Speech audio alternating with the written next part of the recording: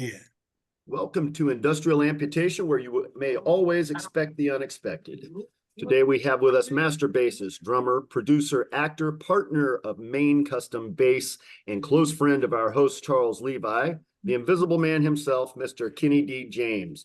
Welcome to the show, Kenny. Thank you so much for your time. We really appreciate you being here. Thank you for inviting me. This is a big deal for me. Awesome. Well, maybe you and Levi would like to catch up a little bit before we hit the questions. Yeah. Is that hair on the top of your head, Charles? Is that hair? Yeah, is there hair? You still have hair? Yeah, I still have some. Yeah. You're gonna have hair when you're 90 years old, bro. I swear, hair in my ears, in my fucking, Yeah. So Kenny. Yeah, So man. you go under, you record under the name the Invisible Man. Yeah. The Invisible. That's it came up as not a joke. I was at a music festival that happens on New Year's Day in San Francisco. And they're playing every year. It happens on New Year's Day instead of New Year's Eve. It's called Breakfast of Champions. And they're always playing house music. And they would always have these DJs playing house music. And all my friends are like, dude, you produce house music. Why aren't you So, I'm trying to meet the DJ. So not to sound racist at all, there were no people of color at this time DJ at any of these events. But my best friend knew several of the DJs, and he approached one and offered to give the guy my CD. And he's like, hey, this is my buddy. He's a house music producer. You should check out his music. And he looked at me and he goes, what do Black people know about house music? Wow. No. Like 4 or 5 feet away from me, and I just looked at him. I'm embarrassed for him. I am too. Because of that moment, right then and there, I became Invisible Man, and I never let anybody see my face again on anything else. Because now I figure when people hear the music, if you don't see my face, you can't judge it.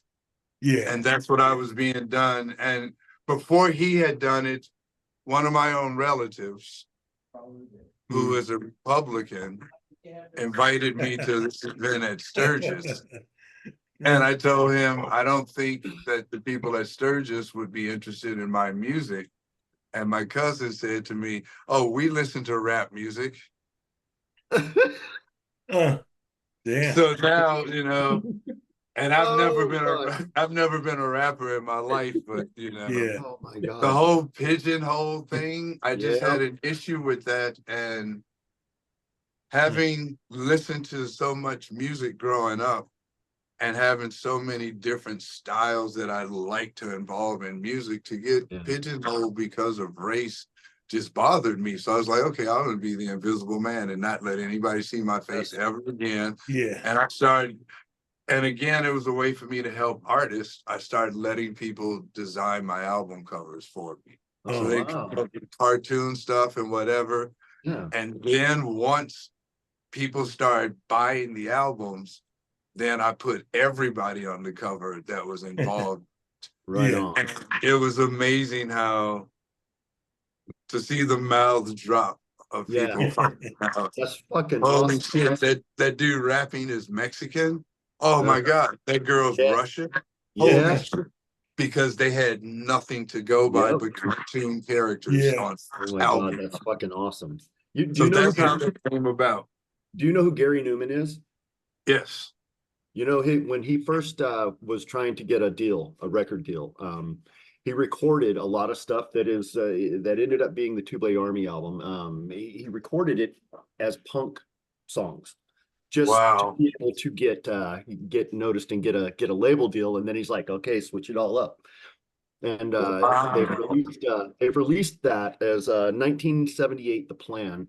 So you get to hear the more punked out versions of the songs and everything. But yeah, that's not a new thing, to be able to kind of the desire to kind of hide yourself, let the work speak for itself, or Right, to hide yourself exactly. so that you can get what you need so that you can then come through the back door, through the front door. And And the industry is depends on what people want as success in this business. yeah, Because there are people who will bash me for things that I say. Um, I'm about to turn 63 years old, so I really could care less about people's opinion anymore. It just does. There's nothing anybody that can say that's going to make me go, oh, okay, well, I'm going to stop playing bass now. Oh, I'm going to stop playing music because they Yeah. feel this way. No, and yeah, I said to Charles earlier, we have become stuck in this time warp of likes. Yeah. So talent doesn't matter anymore. yeah, Good of a music. If you're a badass drummer and you get a badass guitar player and a badass bass player, and you guys make a video of a song, if it's not an original song that you come up with, 3 more guys are going to do it, except they're going to do it in their underwear. And then Yeah. 3 more guys are going to do it, and they're going to do it in the swimming pool. And then 3 guys are going to do it jumping off the roof, because it's become about likes, not talent anymore. So nobody cares how good of a drummer, bass player, guitar player you are. Can we market you? Do you look stupid enough where we can get away with it? Name a good band right now that's not 15 years old, 20 years old. It's all individual artists because you can control them. yeah. Controlling them, you and I become hired guns. If we don't like what Usher's set list is tonight, they're like, fuck off. They'll fly somebody else in, and within 2 hours, they got a new bass player and drummer. Yeah. Sure do.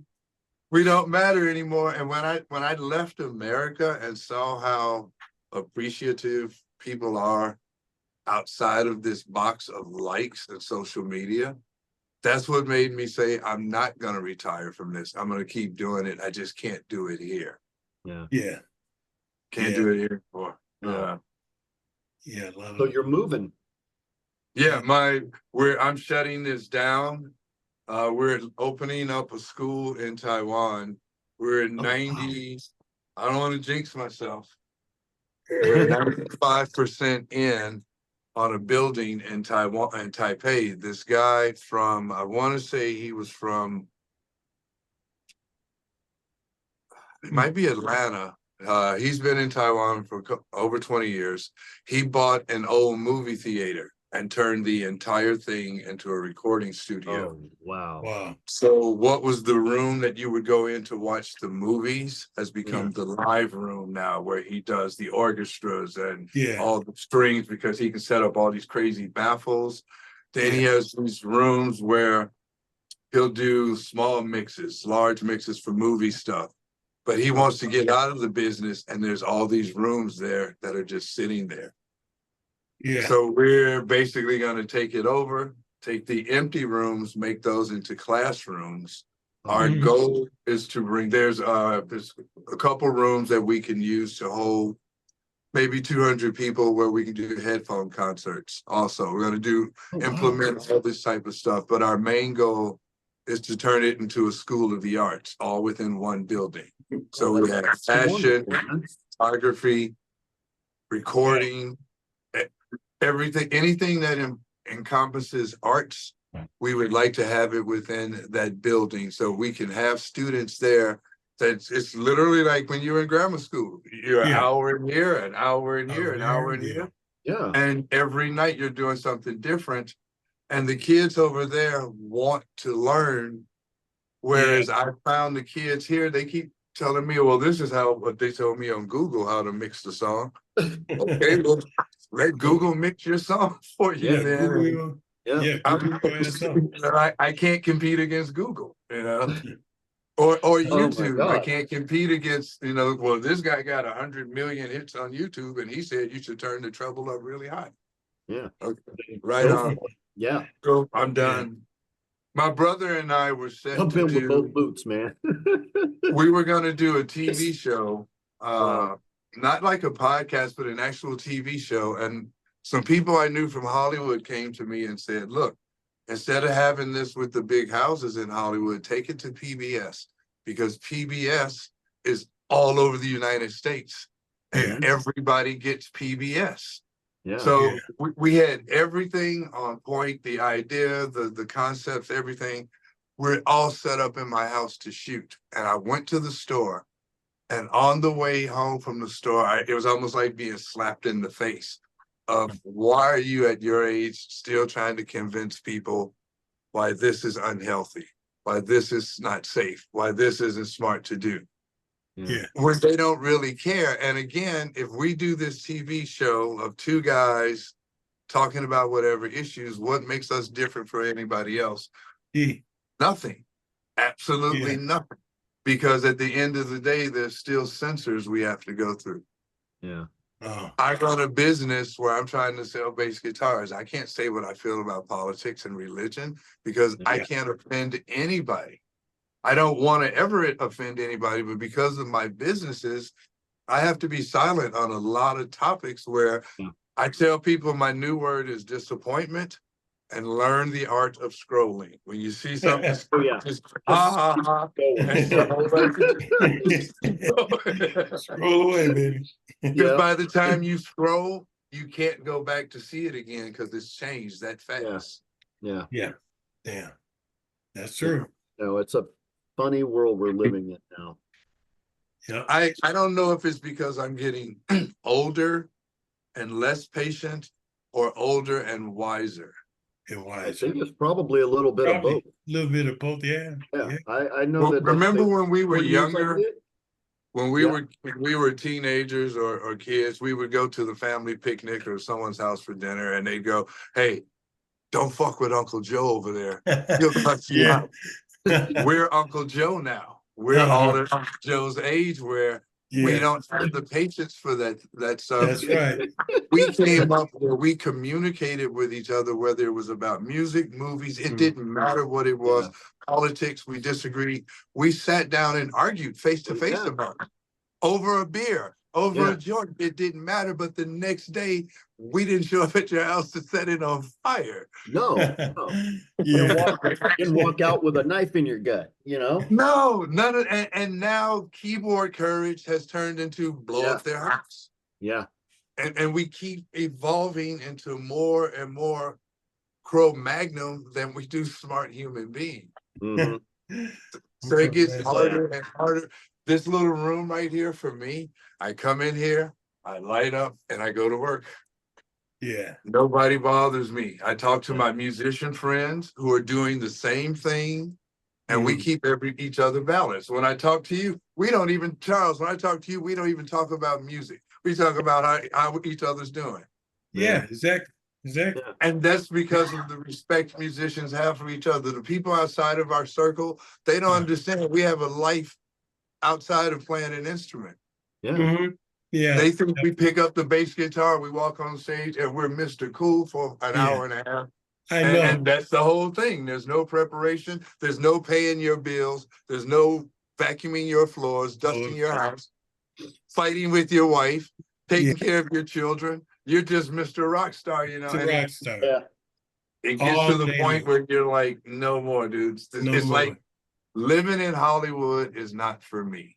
Yeah. Oh, yeah. I don't blame anybody else, the social media. I don't blame anybody. It's me. I have to withdraw myself from this. I don't want to be on the TV show. I don't want to give anybody advice if they're not someone I love and care about. I might have a year left. I want my year to be peaceful. I might have 10 years left. I want it to be very peaceful, not mixed up in drama that I have no control over. Yeah. It's a lot of that. Music is my savior. If I didn't have this, and you guys don't know this, and I hope I don't embarrass Charles. I have to say this. Charles Levi is one of the hugest reasons I am a successful musician, period. Tell us. Period. Thank you. I almost tear up sometimes talking about it. I walked into a bar in Chicago, and he was on stage with this guy.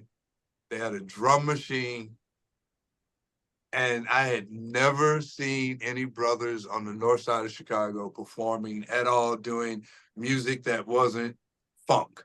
Yeah. And then I met him after they played, and he was just this nice guy. And Yeah. it was like we connected, we became buddies, and we see Yeah. each other, and we became closer and closer. And then as we got older, like a lot of people do, Yeah. you kind of drift apart. And then Drift he's apart. walking into the war field in San Francisco, and I'm walking down the street. I'm like, Levi, and he turns around and he looks. I'm like, dude, it's Kenny. He's like, dude, I was high. I didn't even recognize you. He gave me a big ass fucking hug. He gives me tickets to their show. We're backstage at the show, and he turns to Bruce Manning and he goes, "This dude's a badass bass player." Yeah. Bruce gave me my first gig in San Francisco as a bass player. It was because of you that happened. Wow. You know, Thanks. man, Thank you, that man. is fucking awesome. Everything took off from that moment. Yeah. All the success I had here became from that opportunity you created for me. So I've always Thank shown you. how much I'm appreciative of that, bro. Thank you very much, man. Thank Oh, you. man, Thank that's you. fucking Thank you. beautiful. Thank you. That makes Thanks me for feel sharing good. that, dude. God. Oh my God, that's Yes. awesome. Yeah. You see that, guys? Yeah. These guys are the same way, you know. And Oh, that was Now- huge for me, bro. That was huge for me because Mhm. now that I'm in the position where you think that would happen all the time, the people you think that have your back are the ones who put that knife in your back faster than anybody else. Yeah. Oh, that's yeah. sad. And Yeah, I got plenty of I those. don't come from that. I'm not cut from that cloth. Yeah. Yeah. I was raised in a different Yeah. environment. I come from a very Christian background as far as my family. So my family's so fucking mixed, it looks like the Rainbow Coalition. So the shit most people had to deal with, I came Yeah. up completely different from that. Yeah. So to Yeah. see someone be supportive, and now you look at, especially amongst my own people, Mhm. we are some of the least supportive people on the planet. And in this business, we should have way more success with the amount of money we get. Yeah. Yeah. Yeah. And that's a whole nother topic to go into, but Oh, yeah. it's sad when, as a musician, I always support artists. I don't care who it is. Yeah. If I see somebody put a post up of something they're doing, I share it and I tag it. Artists support artists all the time. Yeah. Yep. It takes nothing for you to repost something that someone shared. Because if you don't give Facebook money, nobody's going to see it. So why can't you share it with your friends? Yeah. Damn right. Damn Yeah. right. Danny always says artists support artists. Yeah. He always says that. That's what the show. That's what the That's show it. is about. Artists supporting Yeah. artists. Yeah. Back in the MySpace days, right after Facebook had first started, I was on there, and you know, I would do that all the time. You know, I didn't matter if I liked what they were doing or not. If they were doing it, I was sharing it. And Right. and I reached out to somebody one day, and I'm like, hey man, I just curious, man. I'm liking all your pages, and you know, I'm kind of sharing what you do and everything. I was just wondering, is there a reason why you don't share any of my stuff? And he's like, I don't like your stuff. And I'm like, yeah, I didn't really ask that.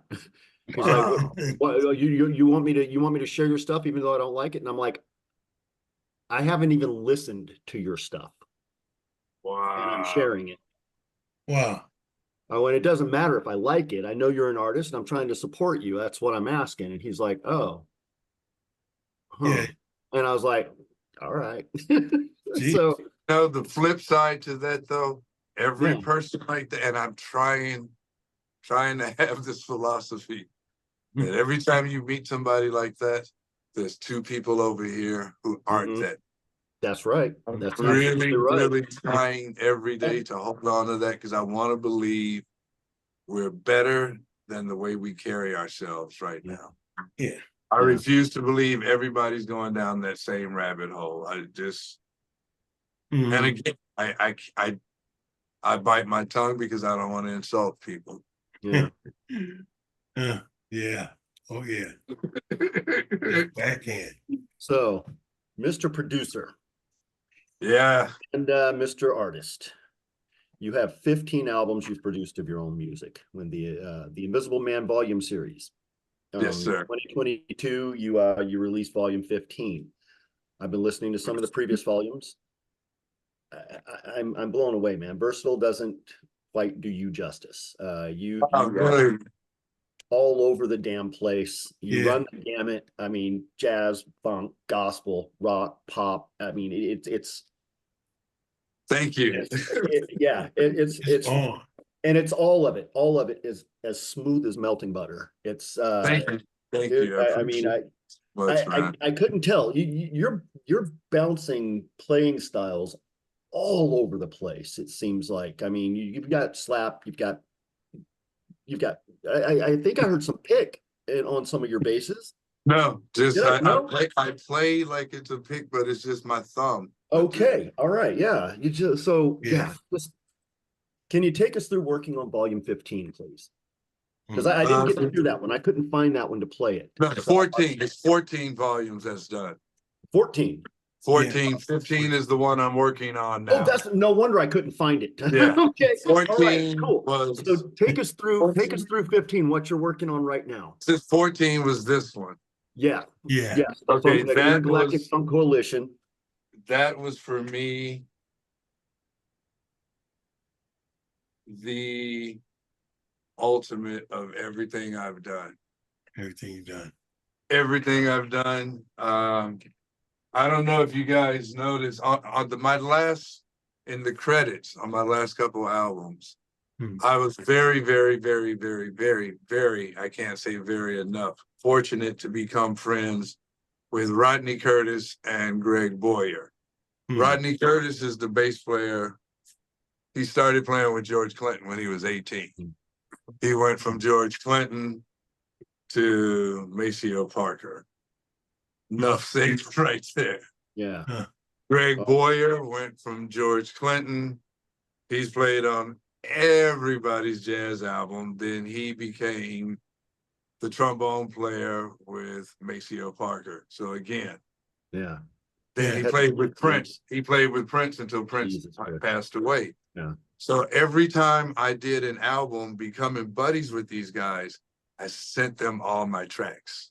Yeah. So they would be like, okay, do this, change this. This is cool. Don't change the thing here. This is this. Oh, that's awesome. So having those type of people who worked with George Clinton, Prince, Maceo Parker, listening to your tracks. And then Greg said to me one day, he goes, you need to send me something new. I got you on rotation and I keep hearing your CD over and over. That was one of the biggest. Oh my God, man. Oh, that was huge for me where he didn't understand how big it was. Yeah. But I've always been that type of person, like when I met Charles. I've always been the type of person, I'm not afraid to walk up to anybody. If I see Jesus Christ, I'm walking up for a dap. That's just how it is. Yep. I'm a Leo. I don't fear anything other than God. So I would see these people before MySpace and Facebook and all that stuff, and I would approach them and talk to them like human beings, not like, oh my God, it's so cool to meet you. I never did that because I grew up around entertainers, so I knew that that's the last thing they want to see. Yeah. Right. And when I would talk to them, they were always cool with me. So when MySpace and Facebook, all that came along, it was easy to become friends with them because we had already met in the past. Right. Then we started, it got to the point where every time they would come to San Francisco for New Year's Eve, Rodney Curtis would get me, my wife, and whoever wanted to come with me, tickets to their show. And we're backstage with the Maceo Parker band. Right. Yeah. For me, God. so it's little things like that where those meant a lot to me. So I reached out to them asking, hey, what do you think of my music? Thinking they would never respond. You know, how many times do people send them music, you think? Yeah. They responded each time. Then it got to the point where Rodney was like, here's my number, call me. So now I got his phone number. But Keithy Kamalo used to call me, and I used to have to turn everything in the house off because his accent was so heavy I couldn't understand. And then there were times, God, I hope he doesn't hear this. There were times he'd call and I wouldn't answer because knew I wouldn't be able to understand it. Oh my God. And my wife and I would joke how we went to NAMM one year just trying to get a string endorsement, and we meet all these big time people who are now in my corner when I do music. So I always give them credit when I give out the credits because they listen to it and tell me. If they say, hey, this sucks, they don't care. Yeah. I want them to say to me, this sucks. Because if your friends know, hey, if you say, hey, this is a new track I did, let me know what they think. Yeah. Right then and there, it's a biased thing. But if you have people over and just put on some music and don't tell them who it is, somebody's going to be like, dude, what the fuck is this? Yeah. Either in a good way or a bad way. And that's one way of knowing. Yep. And you get that honesty from them. But to have these guys critique what I'm doing was a big deal. Then I started getting the write-ups, excuse me, from some of the bass magazines, and that was like encouragement. Yeah. So by the time we got to volume 14, the Intergalactic Funk thing, I had met all these other cool-ass musicians that I was like, you know what? You want to be on my album? And they were like, fuck yeah. So one thing led to another. And they said there's people from Russia. There's the girl from Russia, the sax player. I played on 4 of her albums. We've never met each other before. Yeah. But that's the flip side of the positive of social media. That is absolutely. We never met each other before. She saw me playing bass in a video or something, an endorsement or whatever. She asked me if I was interested in playing on a jazz album. And I told her I couldn't play jazz. And she goes, good, I'm interested in you. Yeah. I'm like, I just said I can't play jazz. And she goes, that's why I want you to play. Yeah. And then when I told her I can't read music, she was like, even better. Oh my God, that's awesome. Because it becomes 100% organic for me because I have to listen to it a couple times and then fit into what's going on there. Yeah. And that's it. And every now and then she would send me these breaks that had these weird little changes in them. I'd be like, So I just go to one of my buddies who can read and go play this change for me. And they'd show me and we're done. Yeah. So I got her on my album playing funk. So she's playing saxophone on a couple of songs, and she actually does a song in Russian. Oh, wow. So that album was like, I get in the car and I still listen to it in the car wash. And I listen to it like the first track off of there. Oh man. To me, it's just like, it made me happy, and I never brag about any of my music until that album. I said to Danny, oh, wow. I asked him to ask me about the other albums because I think they suck. Yeah. And it's just, maybe it's being critical of myself, but the last 2, my production skills also became a lot better. A lot better. Yeah. So you advance like that. I mean, at one of my albums, I mixed in my dining room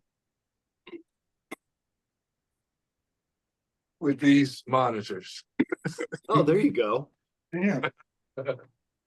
And now when I go back and listen to it, I'm like, yeah, you got to have a bunch of different speakers, man. It's that, that little cassette player, the little thing to play it. Make sure it sounds good on that, but it's got to sound good on the other one. It was just that advancement of learning and trying to get better and better and better.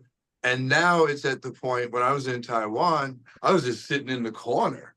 I didn't even have to be at the board. And I was like, hey guys, you need to do this. Hey guys, do this, do this, this. Yeah. And they would listen to what I was saying. And they appreciate that experience I have. Yeah. I wasn't asking for anything for it. It's just like, if these are younger guys and they're trying to be successful, it behooves me to help them as opposed to sitting there in the corner and not saying anything. Why would you let them put out something that doesn't sound good?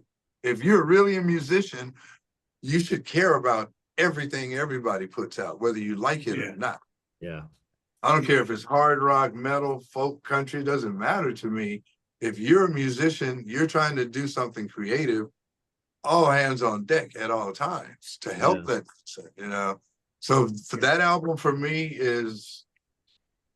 it'll be hard to top the next one. I actually thought about just doing a best of because I've had like this blockage for 15. It was going to be a best of, and then I was retiring. Shit, man. But who knows what may happen when I'm in Taiwan, you know? There's no telling what.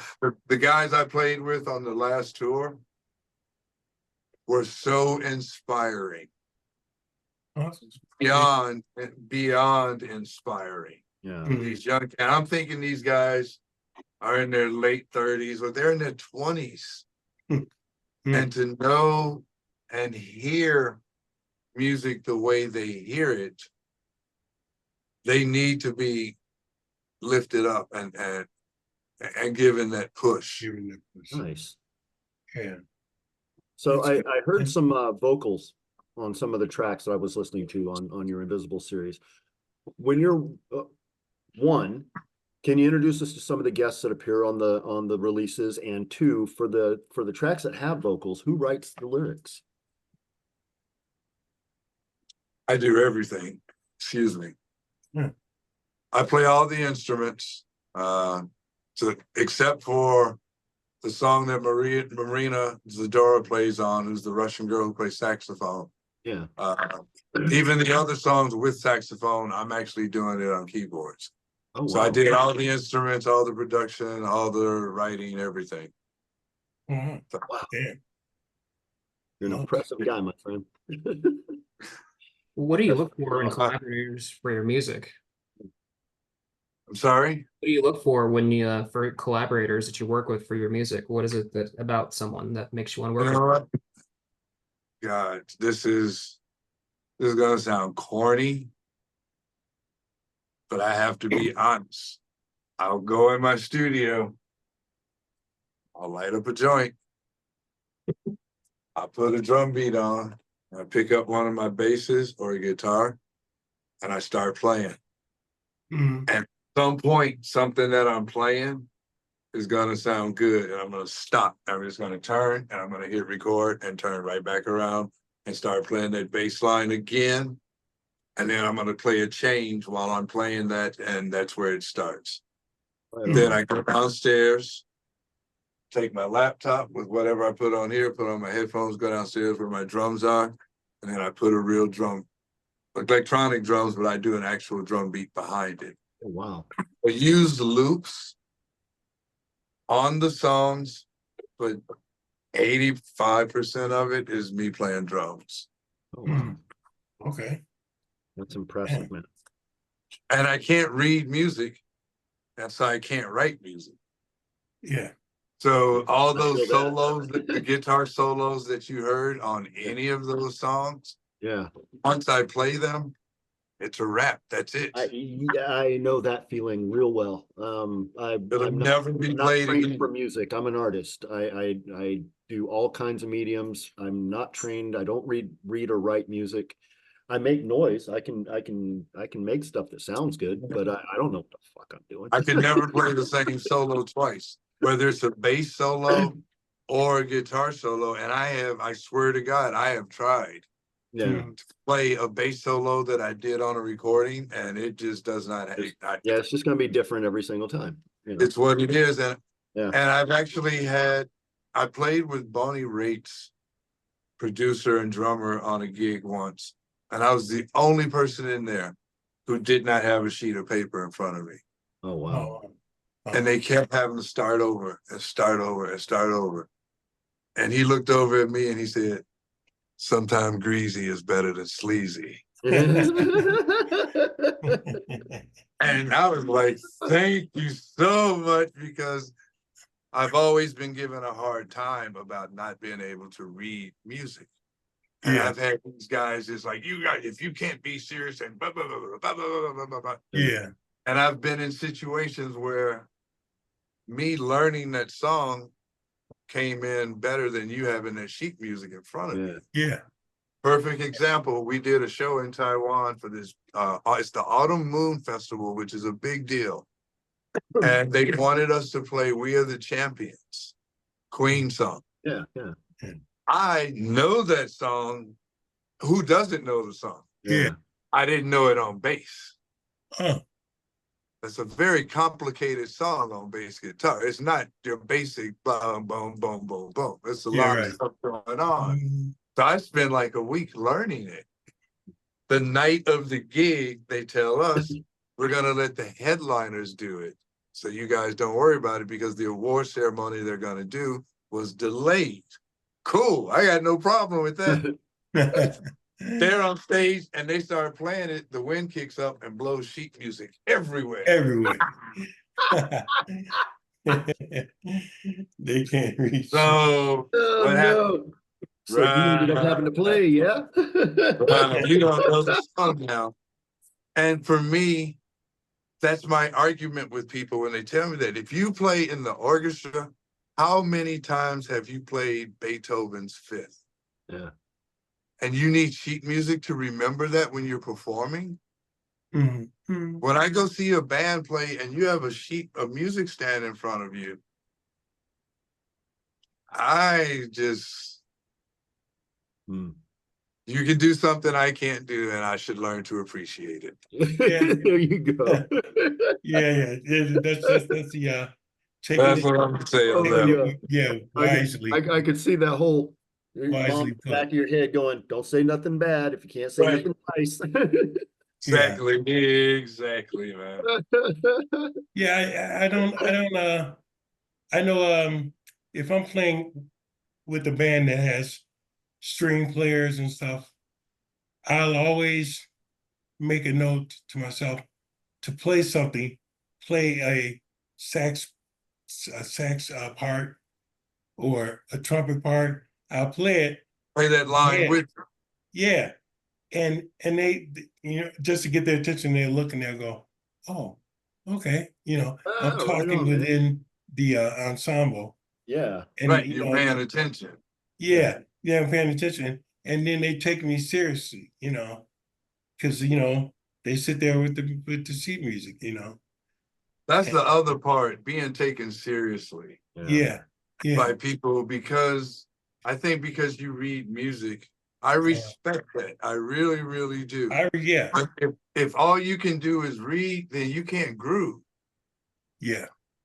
Because one of the things I said to you when you guys played in Wisconsin, and me and Ivona and Viva, we all drove up to your guys' show. Yeah. I said that I had an issue with how the songs ended because of the tracks being there is so abrupt. Number one.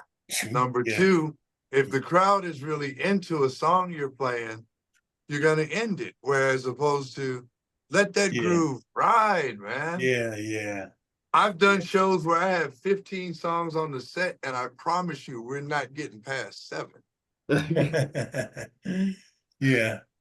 Because once people start shaking their butts, man, and you see people dancing, to take that away, you better transition real clean. Otherwise, they're like, oh, okay, I'm gonna go get a drink. And that's it. Yeah. And so don't give them the opportunity to stop and catch their breath. Yeah. Yeah. That's some of the best times I've ever had at a show. Was George Clinton, actually, the P-Funk All-Stars. Yep. Oh man. I have to say that's one of right my up on the stage.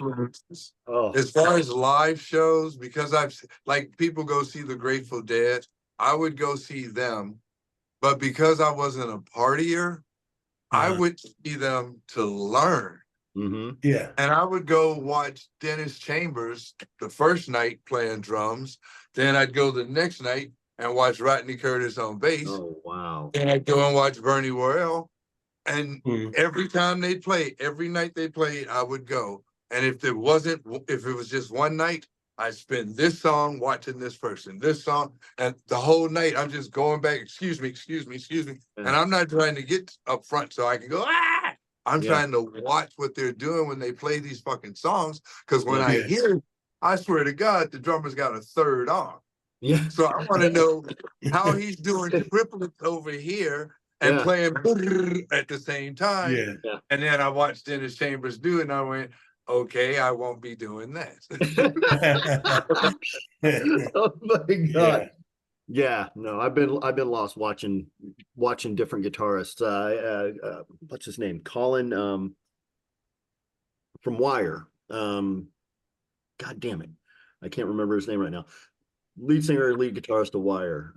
Watching him playing on stage. So it was that's what it was like. I was just watching his hands, the entire fucking time. Absolutely brilliant.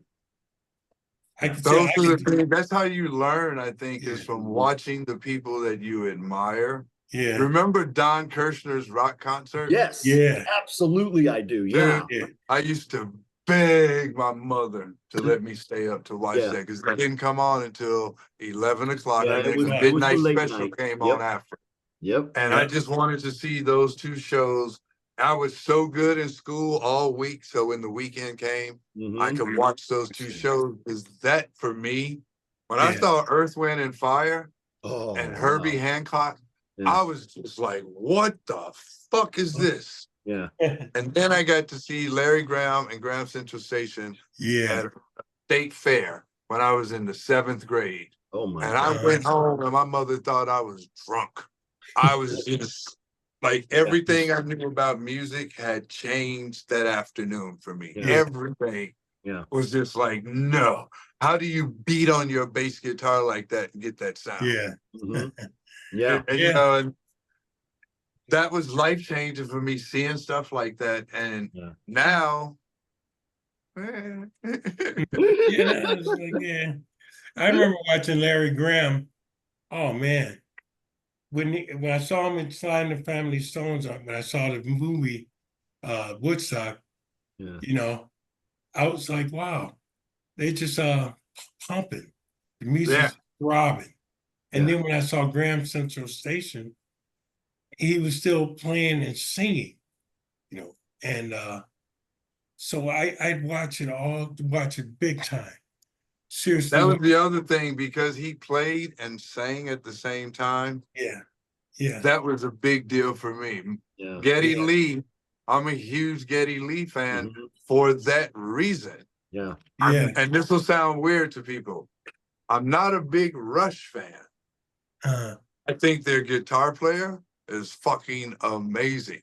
Yeah. Yeah. Neil Peart, Yeah, yeah. Geddy Lee as a bass player, Mhm. but Mhm. what they do as a trio together, for me, they got a couple cool songs. Yeah. Mhm.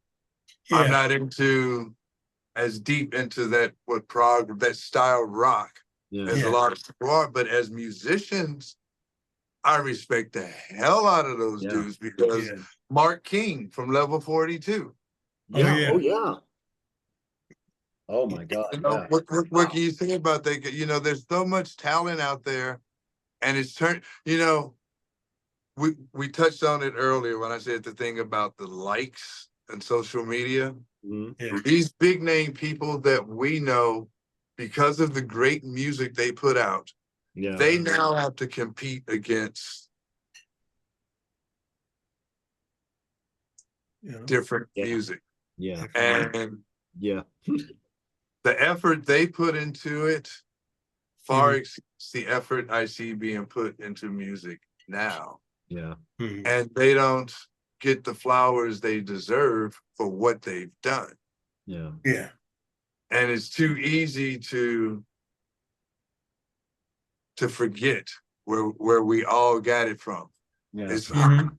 the amount of guys that own Rickenbacker bass guitars is because of Paul McCartney and Geddy Lee Mhm. Mhm. And Lemmy. and Yeah. Lemmy. You know, right? We can't. So we Yeah. know that people love this style of music that those people do. So Yeah. that's the positive in it, and that's what I see. I have people on our radio station that their music, I listen to it and I'm like, oh, it's just okay. But somebody else may be like, oh shit, this is badass. Mhm. So that's why I put them on. When we have the Yeah. independent artist show, Yeah. as long as their recordings are good, 8 times out of 10, they'll make it on air.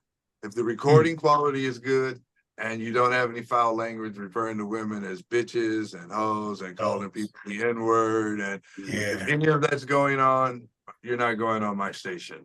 Yeah. But if you just have a decent recording and it's got Mhm. some groove to it, I'll put them on.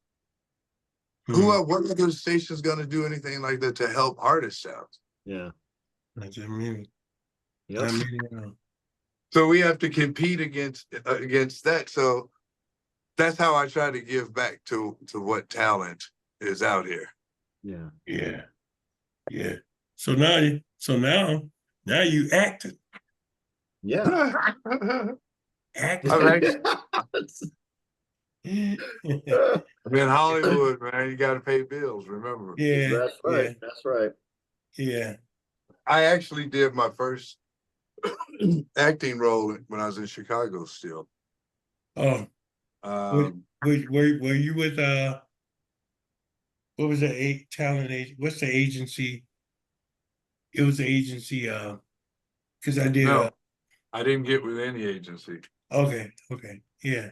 My brother Believe. was with Getty's, Uh, and they needed extras for a movie, so he got me in on that, and that's how I started. It was with Billy D. Williams and Tony Geary. Oh, wow. General Hospital is called Yeah, Bobby, and I actually had camera time in my first role. Oh, wow. The funniest part of this, John Cusack and I were roommates mhm. for a while.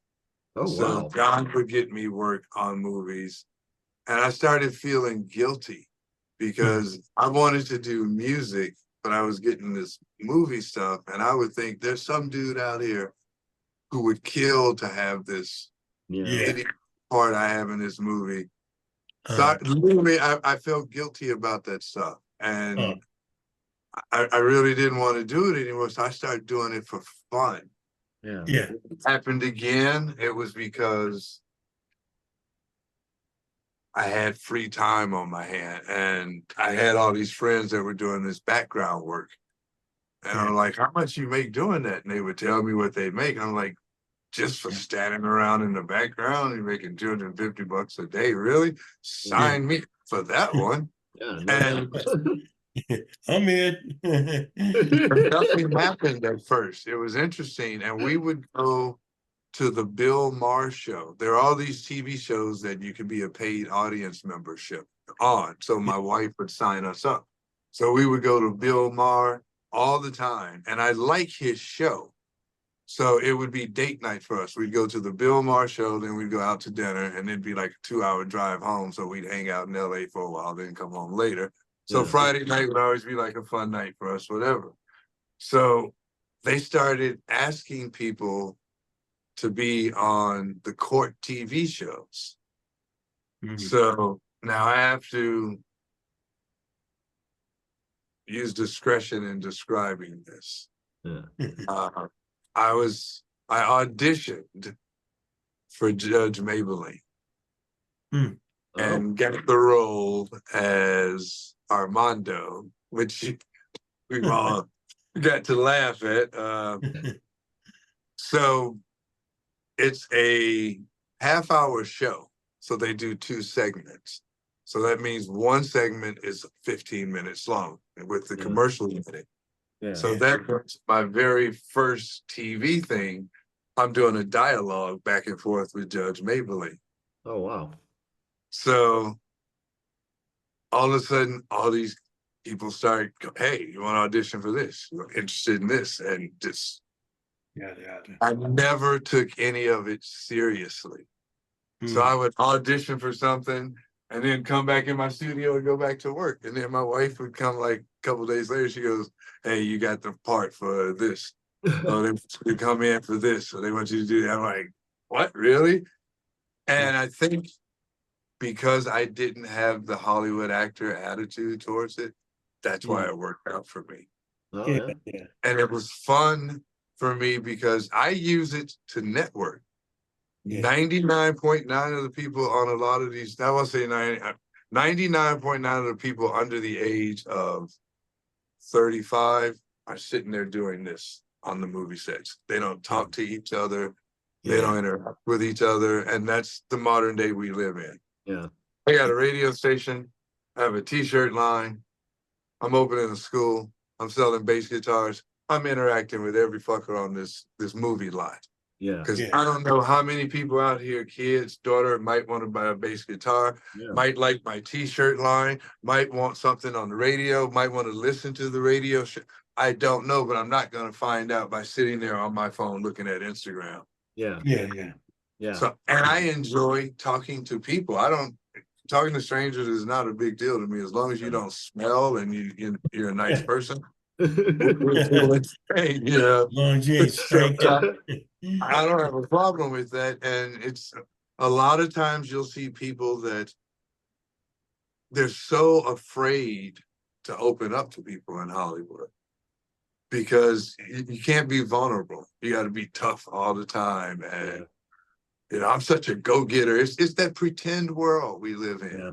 Mhm. And I don't mean in any way, I swear, I from the bottom of my heart, I'm not trying to insult anybody because I have some friends that are actors. I know people who are trying, and there's some people who shouldn't be doing it at all. They're just doing it for the easy money.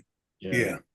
But being an artist, if you're not going to be serious, get out of the way of someone who wants that part, who really needs that $200 to be in the background for Yeah. that commercial for the day, and stop doing it because you don't have anything else to do. I see so many people on set, they don't listen to the direction they're being given.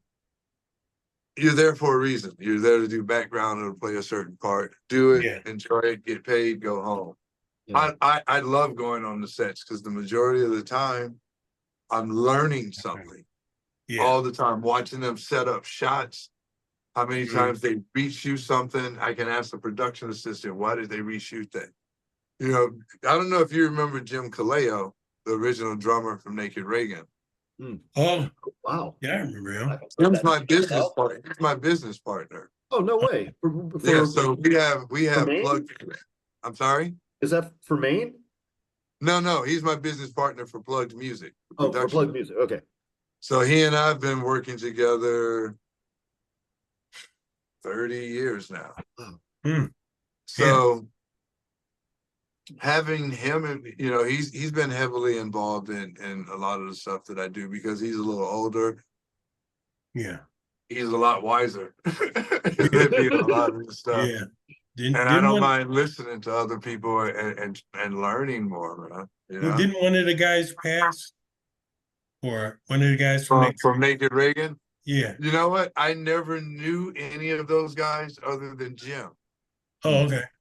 Okay. And when I met Jim, it was on a total fluke that we met, and he told me he was a drummer, and Yeah. he told me he was He's a drummer, into he was into he played mostly was doing punk stuff at that time. Yeah. And I was like, cool. And then I met Eric Williams, the guitar player from 007, the ska band. I met them at different times, and then Yeah. somehow the three of us ended up at someone's party and started talking. And it was right when Primus hit. And the next thing you know, we had Kong Stick, which was our answer to Primus. Oh, wow. And oh my God, it was nuts. Jim is the only person I know that has video footage of this shit. Oh, wow. We had a couple shows at Metro that were very pleasing, and I'm so happy I got to play there. But I forget the club that was. Do you remember the dude Sable, the dude who looked like the guy from The Cure? Oh yeah. Right. Okay. So he ran this one club that was downstairs in this place called Lower Links. Lower Links. That's it. Lower Links. I ended That's up right. being a doorman there after we played yeah? a gig there. Small world, bro. Wow. He saw us at Links. Metro and invited us to come play there.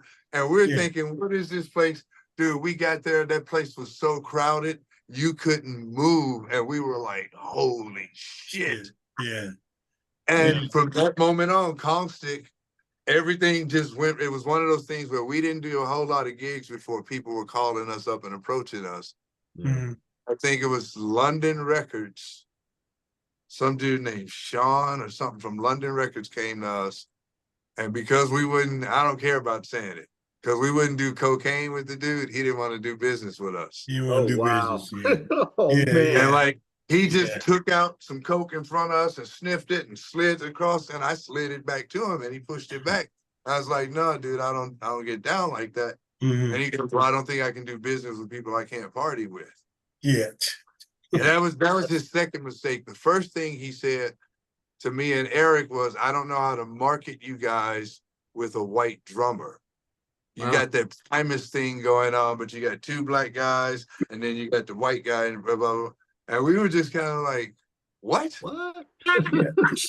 Like, are you crazy? Do you know who this drummer is? One of the baddest Yeah. fucking drummers in Chicago. What are Yeah. you talking Yeah. about? And that moment, Jim and I became like brothers for life, Yeah, dude. yeah. Oh, So I cool. was like, fuck this music shit, dude. We do our own thing, bro. Yeah. And that's when we took off and did our own thing. And the next thing you know, we were doing the MTV Movie Awards. Yeah. Wow. That's Damn. fucking awesome, man. Wow, that's funny. You know, I was at Lower Links.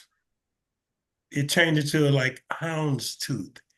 They changed it to Hound. Damn!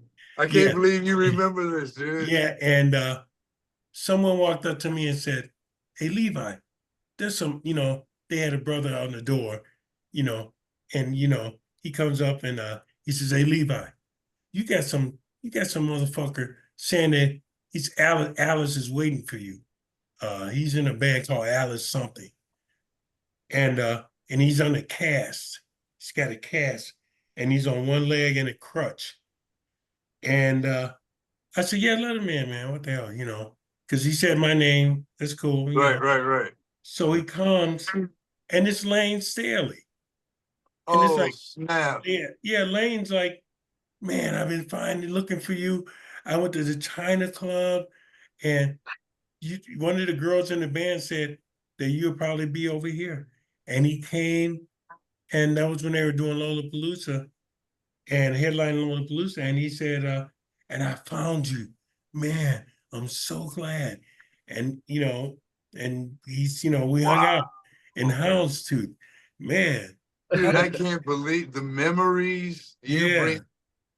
Yeah. Houndstooth was a gas. I mean, like we had, It turned into we were doing an after hours thing. yeah, and it was like guys and club owners and managers would come to Houndstooth, Right, right. and it would be it would be a place to go, for people and who are professional artists, or whatever. I worked the door for like maybe a year, dude. Oh yeah, That because was so funny. I made a little money because Junior was a bartender, rest his soul, and they didn't have any booze down there, and so I would go to Sam's Liquors and buy a gallon of this, a gallon of that, whatever, and made Oh, money wow. doing that, and I bring the booze because no one would wake up in time to get the liquor pickup. And so they had my Oh black my ass. God. Oh my They had my God. ass. I go to Sam's Liquor, and my friend says, "Man, what you buying all this stuff for?" I go, "I don't know, man, but I think Junior's not going to make it to the pickup to pick up the liquor." Oh my So God. one Dude. night we all sat there, and there was no booze. Everybody's running around. Where's the fucking booze? And so I started making a little money from that, And then Oh my God. Ivana would bartend. Ivona, right. Yeah, she You would know what? My bartend. part-timers, my all-timers is definitely part-timers because I remember everything that went on. Now Yeah. that you said it, just all these memories are flooding my head of the Oh my debauchery God. that was going on at 5 Yeah. in the morning in the basement Yeah. of that place. Yeah. Oh yeah. So it was cool. I remember as a kid, I was reading the like stories about rock and roll about um it was a club in London where all the guys and bands went to. Hendrix, fucking like the Jimmy Page, everybody would go to, um this the Who would go there, John Entwistle. Right. Okay, okay. And so I said, wow, I would love to I wish there was something like that in Chicago, as a kid. Yeah. And then to me, the Houndstooth was like that. How Yeah. that's what it was, exactly. Yeah, it was Yeah. where people, I would see We could hang out there Yeah, hang out. with our, I hate to use the term, like-minded people. Yeah, yeah, Nobody was putting drugs in girls' drinks.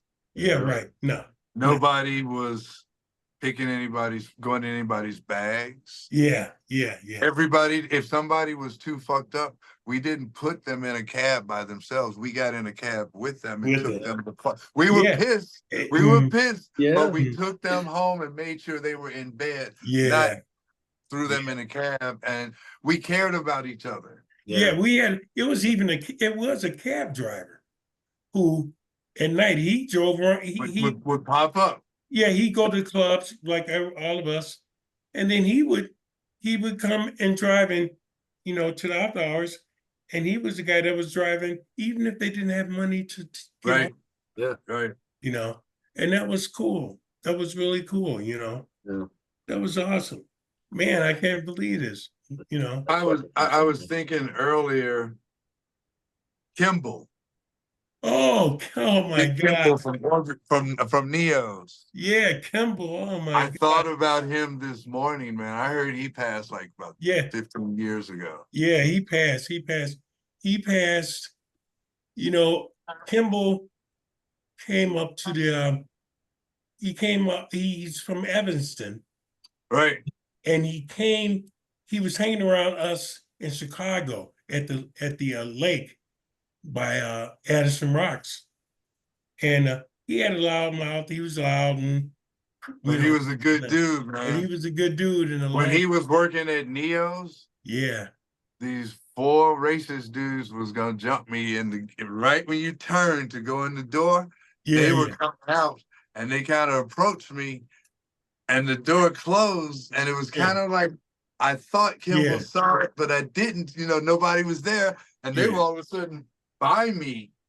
And then all of a sudden the door kicked open, and that samurai sword above the door. He came down and he was like, "Is there a problem out here?" Oh wow. Yeah, Kimball. Oh my God. His dad had a liquor store. Well, not a liquor store, it was a club, it was a bar called the Restaurant, and in Newtown. And Mr. Kimball would be there, Kimball's dad was there, and we would go, and he would really we would basically, sell, like when it was the liquor, like it was closed and you couldn't buy any liquor After hours. after hours. Yeah, he would, Wow. he let, he'd give me some, he sell some, especially when Junior would forget to get the liquor pickup, Right. Yeah. We'll end up reminiscing for hours about these topics, man. Oh my I know. God, that's freaking So- awesome.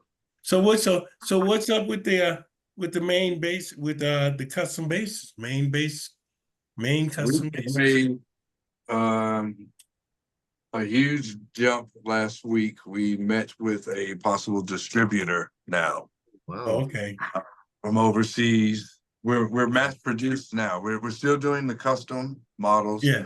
but we're going to mass produce an entry level line for $899.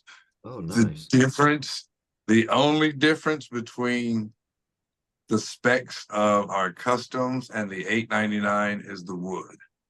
That's Okay. the only difference. That's You the still difference. get it with Bartolini. Even if Yeah. you take our stock pickups, it's going to be good. And my thing was, again, I'm trying to help artists, and everybody can't afford to drop $2,000 or $3,000 on a bass guitar. Right. So $899 for something that you're not gonna have to upgrade is a good deal. So whether Yeah. you're a beginner, amateur, or pro, this will work for them. But we're also gonna do a single cut model Yeah. that's gonna be in that mid-range price. So I'm trying to have something Uh, for the mid, the low level, the mid, and the boutique. But I Yeah. want to take it overseas so that I can distribute more of it. Yeah. It also cuts costs. We're a Uh-huh. small company. It's just my wife and I. Me and Mhm. Alice are the proprietors. So we have to do everything. So in order to expand it, we Mhm. need to be in an environment that's conducive financially for us to expand. Yeah. And it's hard in America. It's hard. Mhm. A storefront Yeah. alone in California, even out in the burbs, is going to cost you $5,000 a month. Yeah. Damn. So that's a lot of sits. That's a big nut to have to be guaranteed you got to pay every month. For Yeah. 2 years, nobody's going to give you a 1-year lease. They want to lock you in for 2 years so they can 2 make sure years. your money. Over in Taiwan, it's a lot easier to get a space, a store. I have a storefront Mhm. for under $800 a month. Damn. It's Oh, got okay. Brick and mortar for that price? Oh my God, man. yeah. There are places where you could have a room the size of this, and then it'll be a door that goes to some stairs that goes up to your apartment, Mhm. and it's very typical there. I actually had my friend looking for something like that for me, so I could do 3 things. I could teach lessons, set up my studio, and have a place for people to come and test out the bass guitars. Mm. So it Yeah. would be all in one instead of trying to have a storefront. It would be more like you make an appointment, come by, and come on in. Now, if you happen to walk by, you're not going to know that it's there because that's not what I want to do. Mhm. That entails too many things. Now I got to do business hours. And if I'm just Yeah. teaching and doing production and all of that, and I happen to have main bass guitars there that you Yeah. can come test by appointment, then I avoid that business license. Yeah. So Excellent. gets around it. But Yeah. we're trying our best to expand. It takes time. Yeah. We Huh. never knew we would advance as far as we have in such short time. Knock on wood, I'm very fortunate. I have one of the guys in Indonesia who is one of my builders. The guy just does amazing work. And I have to say, we hear a lot of stuff from people about Buy American. That's great. But again, one of the advantages of the internet is it allows us to reach out to other people in other places. Yeah. And please believe that the best luthiers are not just in America. Yeah. Yeah. The best carpenters are only in America. Yeah. People complain about Temu. They go, oh, it's stuff's made from China. Out there's too much you get in the music world that doesn't come from China. You know, Yeah. I've actually got a little tiny 6-channel mixer that I got from Temu for $35. I fucking works love fine. that damn thing. Yeah. Right. The Yeah. difference is Amazon and Temu are the exact same. Mm-hmm. Yeah. And you wonder why Bezos is a multi-billionaire. Yeah. Now, on my birthday last year, I made some good money last year, so I was feeling kind of swanky. We moved into a new house, nice size house, so I threw a birthday party for myself, but I had gift bags for my guest. Yeah. Huh. So in the gift bags were these watches that were covered in jewels and a necklace. I mean, it was a pretty cool gift bag for someone coming to my party. Yeah. So one day I'm just scrolling on Amazon because I'm looking for a watch band.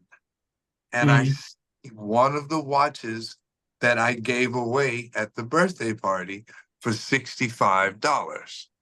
Now ask yourself, do you think I bought 25 people a $65 watch? Yeah. Or do you think I bought 25 people a $5 watch? Oh my And God, that's awesome. it's no different. So I Yeah. click on it and then I start seeing I have a box of watches. So when I go to the red carpet thing, I can, flash my sleeves and you see all the diamonds Yeah. flashing, whatever, Yeah. I saw every single watch that I have bought on Amazon for 12 times the price of what I paid for it. Yeah. So you see all these people, and I believe it is Amazon's advertising people who are putting out these things saying Temu is bad, don't buy from them. They're stealing this. They're going to take your credit card. If didn't Amazon have a couple issues with people's credit cards? Yes, they did. So Yeah. on that one, so Yeah. I haven't had any issues with. We just bought a shed from Temu. One of the parts wasn't right. They put the holes on the wrong side. So Yeah. we sent them a letter, and they go, "Do you want a refund? And you can keep it." And we're like, "No, you just send us the part." Yeah. You know, they Yeah. give you your money back and tell you to keep the item. So Yeah. Amazon will only give you a credit. Yeah. Yeah. Yeah. So who's pulling the wool over American eyes? It's Yeah. not the people over in China. So I have no problem. I've bought so much stuff from Temu. They should let me be a stockholder. At this point. That's All right. cool. Anybody That's out cool. there working for Temu, you just got that bit. Hey, no shit, dude. No, I'm bragging about them. I always want to know about. He you might know, make you. He might make you a jingle. Hey, there is nothing. There's some guy who has a jingle. I'll send it to you when we get off of here. It's a little thing he did about. It's kind of a fast motion video, but the song is about all this shit I bought on Temu, and the camera just goes around his house, and he shows swimming pools, washing machines. Oh Like my I washed God. my drawers in this washing machine. I bought on Temu. I bought it on Temu. And it's just, Oh man. Well, I'm like, already yes, like a that's what we billionaire. need, man. Yeah. Oh man. Wow. Shit. So, Oh so, my God. Let me so, rein this back in here just a little bit. yeah, Because Um, we'll go way off Well, track. yeah, so Yeah. because I did want to kind of touch on your family. Yeah. One, your dad played what Slide trombone, trombone. slide trombone, yeah, and your mom played Cello. the Cello. what? The cello, yeah, Cello. and And cello and piano. And my dad was a singer also. He sang in an a cappella gospel group yeah. that was touring until 2 years before he died. Oh wow. uh, So he worked. Now the cello is the one instrument on the planet that just listening to it by itself has brought me to tears. It's yeah. it's one of the most beautiful things I've ever heard. Is there any place I might be able to hear your mom playing cello? Nope, Nope. not anymore. Unfortunately, Oh man. I have never even heard her play. Oh wow. And about, I want to say, maybe 10 years ago, me and my brother, my siblings, we chipped in and bought her a new cello Mhm. Christmas present. But because I'm in California, I'm never there if she has played it or not. Yeah. I've only seen her and my grandmother play piano. And I was always told, I knew my father played slide trombone, but I never got to see him play. He gave one. I'm the firstborn. Yeah. So I'm that child who ruined his music career. Oh. Oh, Oh my. I remember at one point, and it's actually funny thinking about it now, when I decided I wanted to learn to play an instrument in school. He said to me, he goes, "Go look under your grandmother's back porch. My trombone might be under there." damn. Now that I think about that statement, Oh my God. Yeah. Oh no.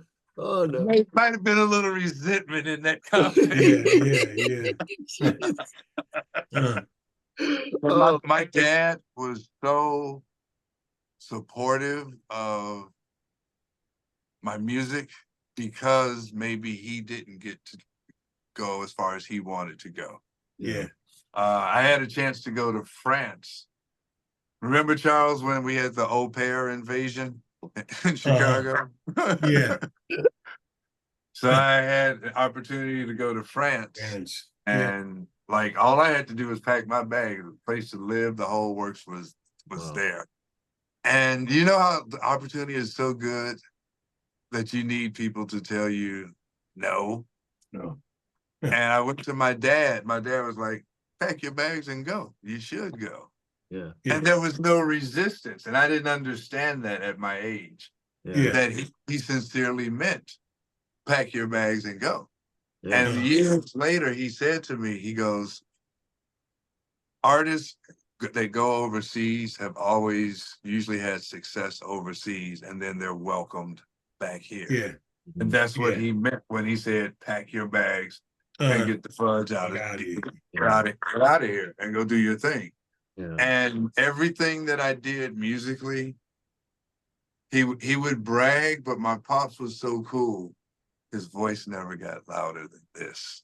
Oh, So wow. his bragging was leaning into you and be like, Yeah. that's my son playing bass on that commercial right there. You know? Oh, man. So it'd be that Yeah. type of stuff, you know, and Yeah. even when it would be around me, I'd be around him.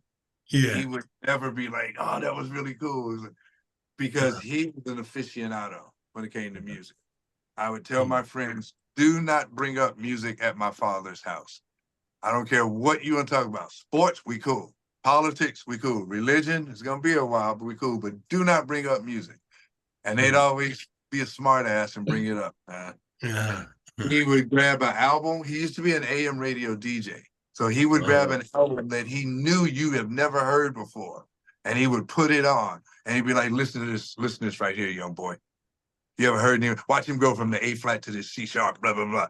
I'd be like, what are you talking about, dude? But nobody understands this but you. But that's how he was. And he was trying to teach us at the same time. Yeah. So I didn't know James Brown played Hammond organ, B3. Yeah. Oh, yeah. He used to play the organ, Saxophone. I didn't know James Brown played all this stuff till my pops sat me down and played this stuff for me. Yeah. You know, so his approach to music, then my mom's approach was gospel and classical. That's it. Yeah. Sunday mornings, it was whoever got to the radio first. You either got gospel or jazz, one or the other. Because FM radio wasn't big when I was a kid. It was AM radio, and it was WVON, WVON, WCFL. and I forget the gospel station. And it's WVON and the gospel station, and then WLS. WLS and WCFL. Super There we CFL. go. Yeah. You know. So there wasn't a lot of music options. So but my grandmother would go and play her piano, and she would listen to like Verdi and Puccini, and so when she put me in piano lessons and they were teaching me chopsticks, I didn't fit in because I didn't want to learn that. I wanted to play like my grandmother had played. And I would hear her play these intros to these songs that just sound like the whole room was just lifted up with the I wanted to do that, and they wouldn't teach me that. So when I got home to my grandmother's, I would just go to her piano and just bang until I found oh, that's right. Okay, this next thing you knew, I didn't want to go to lessons anymore. Yeah. I wanted to learn at home, and then I went from that to the drums. Bass was the last thing I picked up. So who inspired you to pick that bass up? So, you know, out of seeing Larry Graham. Larry Graham and the Fatback Band. Okay. And if you think back to the 60s and early 70s, the bass was the lowest thing in the mix. Everything was guitar, keyboard, and drum heavy. And it didn't matter which genre of music it was, especially in rock. You could never hear the bass in rock music. And what was that group? Iron Butterfly. The young kids. My uncle played that album for me, and that completely fucked my world up. I must have listened to that first song on there 1,000 times. I must have played this song 1,000 times the first time I was turned on to that. And just the instrumentation of what was going on, all of that Yeah. I needed to learn how to do that. How old were you? Yeah. How Yeah. old are you in the 7th grade? No, it's fuck. 10, Yeah, 11, something like that. 11, 11 maybe 12. 11 maybe. And I had a guitar that was a shitty guitar, but I got it was called like a volume switch. You could plug it into your amp and then plug your instrument into it, and it was like instant distortion. Oh, So wow. that took me into like this whole thing of all this distorted bass shit that just drove my neighbors up a fucking wall. And my stepfather, being the person he wasn't really a great guy. That really didn't go over well with him at all. So he would take my bass from me and completely detune it, put it in the closet. So I would go to people's houses who had bass guitars and sit on their porch and play theirs. Oh my And God. then I really got very serious. I was in this band, and this guy came by and said, "Hey, can I jam with you guys real quick?" And they're like, "Yeah, Kenny, let him play your bass." And he started slapping like Larry Graham did. And all of a sudden, he had my bass, and he was the new bass player in the band. Oh, wow. Damn.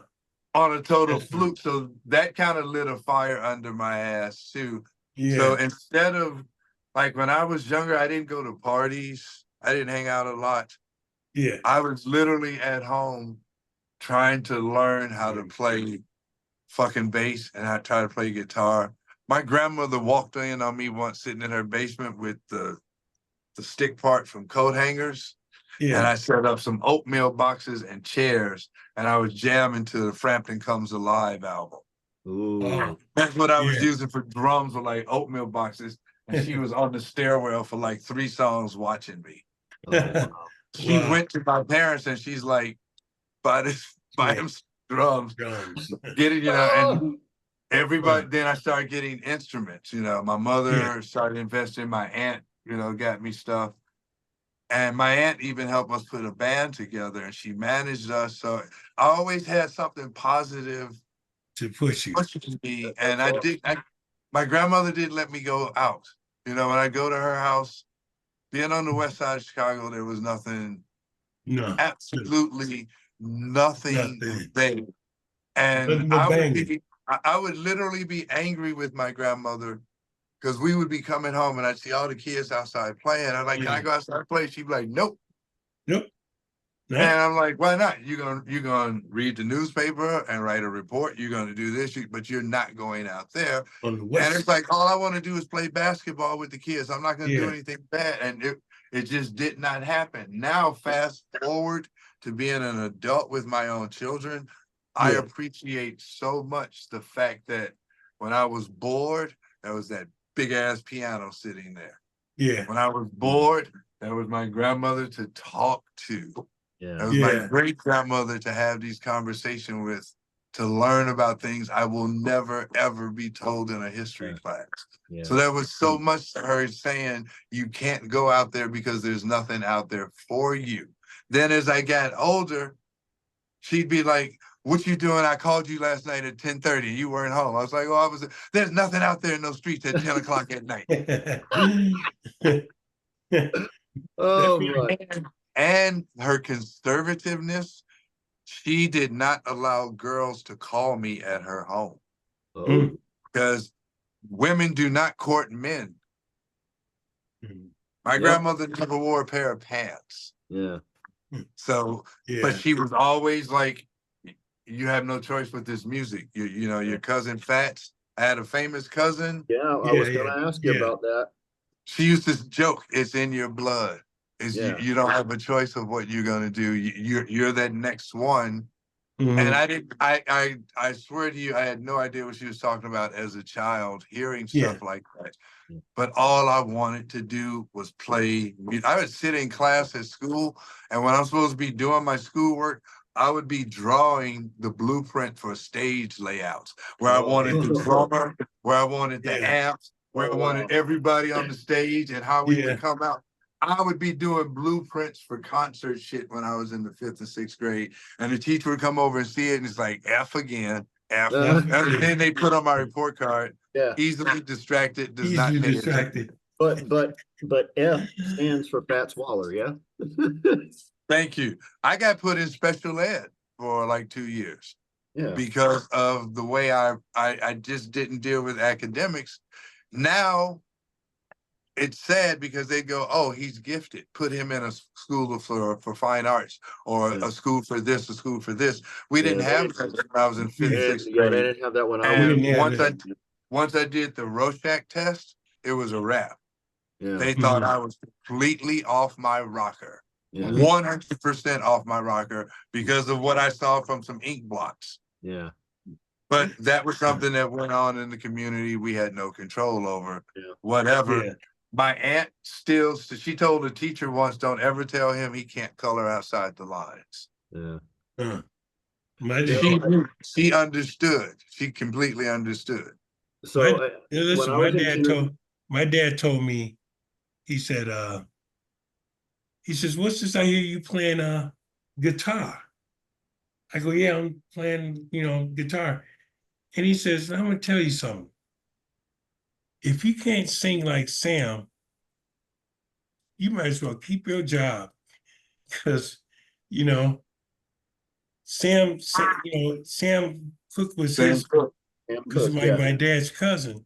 that's And that was Wow. no, are you fucking kidding me? no, Wow. no. Oh my God, I did not Sam know Cooke, yeah, he's my dad's cousin. And so that. Whoa. Jesus. my Wow. dad's from Delta, Mississippi. All right, so And we got Sam Cooke in the house, we got Fat Swaller in the house. yeah. Holy shit, man. And he looked at me, he says, boy, if you playing, if you're gonna play guitar, that's good and everything. You good? Can you sing and play? Can you sing like Sam? I said, no, I can't sing. He said, keep your job, please. Don't even think about Wow. it. Oh my So God. then when he finally saw me Wow. play, he's like, oh yeah, you're doing good. I'm gonna get you a drink. I didn't start playing until I was like, Right on. 14, Oh my 15 God. years old. See, I Actually, wish I had gotten that from my mother. I mean, like wish she had 20, done it was like 24 years old. I Yeah. started really playing around my 23, 24. Yeah. I went to concerts all the time. See, I wish I had gotten that time. My mom said to me one day, and this was when I was on like maybe volume 10. Mhm. She said, when are you gonna quit this foolishness and get a real job? Oh. Ooh, ooh. Damn. Ouch. And I was just like, if that's how she wants to feel, I understand. My brother was an actor. She Uh-huh. was very supportive of theater and his acting. So Mhm. maybe she preferred theater over the stage, over music. I'm too old now to care. Yeah. I've Yeah. had too many magazines say nice things that I'm like, oh, my mommy didn't love me. Oh, My first oil painting, I went to give to my mom. It was a still life. And she was like, oh, this is lovely. And I'm like, well, where do you want to hang it? She's like, I think I'll hang it in the bathroom. And I was just like, ow. wow. Oh, hell no. She's like, no, it's very, it just doesn't really go anywhere. As an artist, you will appreciate this as a painter. Mike Eggleston, who was Janis Joplin's bass player, Yeah. when Big Brother and the Holding Company, when all this split up, he became a painter, an artist. Yeah. Somehow, don't ask me how, Yeah. I own the largest collection of his work. No Oh, wow. shit. Yeah, I think we have 56 pieces of his work. Oh my Damn. God. Wow. That's cool. And they're So when I die, I don't have money. What I did was I want to give artwork Mm. to the family. Mhm. Yeah. And to keep it all together, they can make a lot of money down the line. Wow. Damn. Yeah. Yeah. All my siblings' children, they all get two Uh-huh. pieces of artwork of their choice. Oh wow. Oh, Man, that's That's incredible. good. That's What a good. As a painter, what I'm a sure you great can fucking appreciate legacy, it. man. That is And incredible. his work, it's almost like a Salvador Dali Yeah. type. His style, a Yeah. lot of colors, lot of when I first saw the stuff, I was just like, holy shit, this Yeah. is badass. Yeah, And I I'm very just started working on art, visual art again recently. I mean, when I started out, I used to say that when I was 5 years old, I said out loud, I want to be an artist, and that set me up to have a really horrible life so I could suffer for shit out of art. But I knew from an early age that's what I was an artist first and foremost with everything, and I got out of it for a very long time, and you know, kind of life happened and shit. But I've been working on stuff again, and it's very rewarding to be Yeah. doing that. I mean, Yeah, and man. I've noticed. I mean, because in high school, I was labeled a neo-impressionist. My hero is Dali, and I have a I Dali. was just in I Spain. have one of his pen and ink of Cervantes. I've got a Dali. That was what I wanted to do. And when I was in high school, I wanted to be the next Salvador Dali, but I wasn't a surrealist. And it has occurred to me since I've started working again that I am very much a surrealist. And Nice. it feels like I had to leave being an artist for a long time so that I could come back and sort of, You have to step away sometimes. yeah. So Yeah. it's feeling nice. I was just in Spain, and I was going to see Salvador Dali's house. The morning we're Oh, leaving, my wife tested positive for COVID. oh no, I'm so sorry. Right. Oh, So wow. we deal with that. Fast forward a couple days later, we find this restaurant, and we're coming down. We went up to the restaurant one way, but coming down, you see, I saw this Salvador Dali picture, and I'm like, what the fuck is this? And I go investigate. There's a Dali exhibit going on right Oh, below where man. we were having dinner. Oh, wow. That's Alice cool. felt like garbage, and I was like, I'm not gonna put her through one, because she's like, just go ahead and go. I'll just sit here and wait for you. And Yeah. I'm like, I could be in there until they close the place down. Right? Yeah, yeah. So I'm Yeah. like, nope, not gonna do it. And I walked away, and I was just like, Oh, well, how and you know, I was that close. And before you go to Taiwan, what St. Augustine in Florida is where the Salvador Dali Museum is. I didn't know that. So yeah, in St. Augustine, you can go see the Salvador Dali Museum, and they've got some great stuff in there, from what I understand. I haven't been there myself. I grew up in Florida, but didn't know about it at the time. Wasn't a huge Dali fan when I was younger, really young. But yeah, so I mean, you still have a chance. You stop by. Well, I'm gonna go back to Spain again for sure. Yeah, no, for sure. Oh my God. We want to do it again, just not on a cruise ship. A cruise ship is like a floating petri dish of nastiness. Now, was it actually Dali's castle, or was it Damn. Gaia's castle, that the one with the white rhinos that he had to get rid of and get white swans instead because they were I don't mean? know. It was my birthday present from my wife, so it was a surprise. I don't even know which one we were going to. I know that And it's probably better that I didn't know which one, so I wouldn't feel shittier. Yeah. Oh my God. Wow. I mean, that's a dream for me. That's a dream to go to where he Yeah. lived and Yeah. go, this dude smoked weed here and painted over there. Yeah. No For me, doubt. that we went to Pompeii, and to walk the actual streets of Pompeii, Oh wow. like people who talk about, well, I read this, I read that. Fuck off. I walked down the streets. Walk down the and streets. Yep. I saw the body that they found, and so the whole story of how everything happened, when you get to see it yourself, it changes. It changes everything. So to see his home, for me, you know, it's like I met Jimi Hendrix's father years ago. Yeah. And for me, I was like, that's a step away from God. I just met an angel. Yeah. Wow. Oh yeah. No, that's my neck of the woods too. Yeah. Seattle. Yeah. I've never been to Seattle, and it's only because all the people I know in Seattle always come to California. Yeah. They're always here.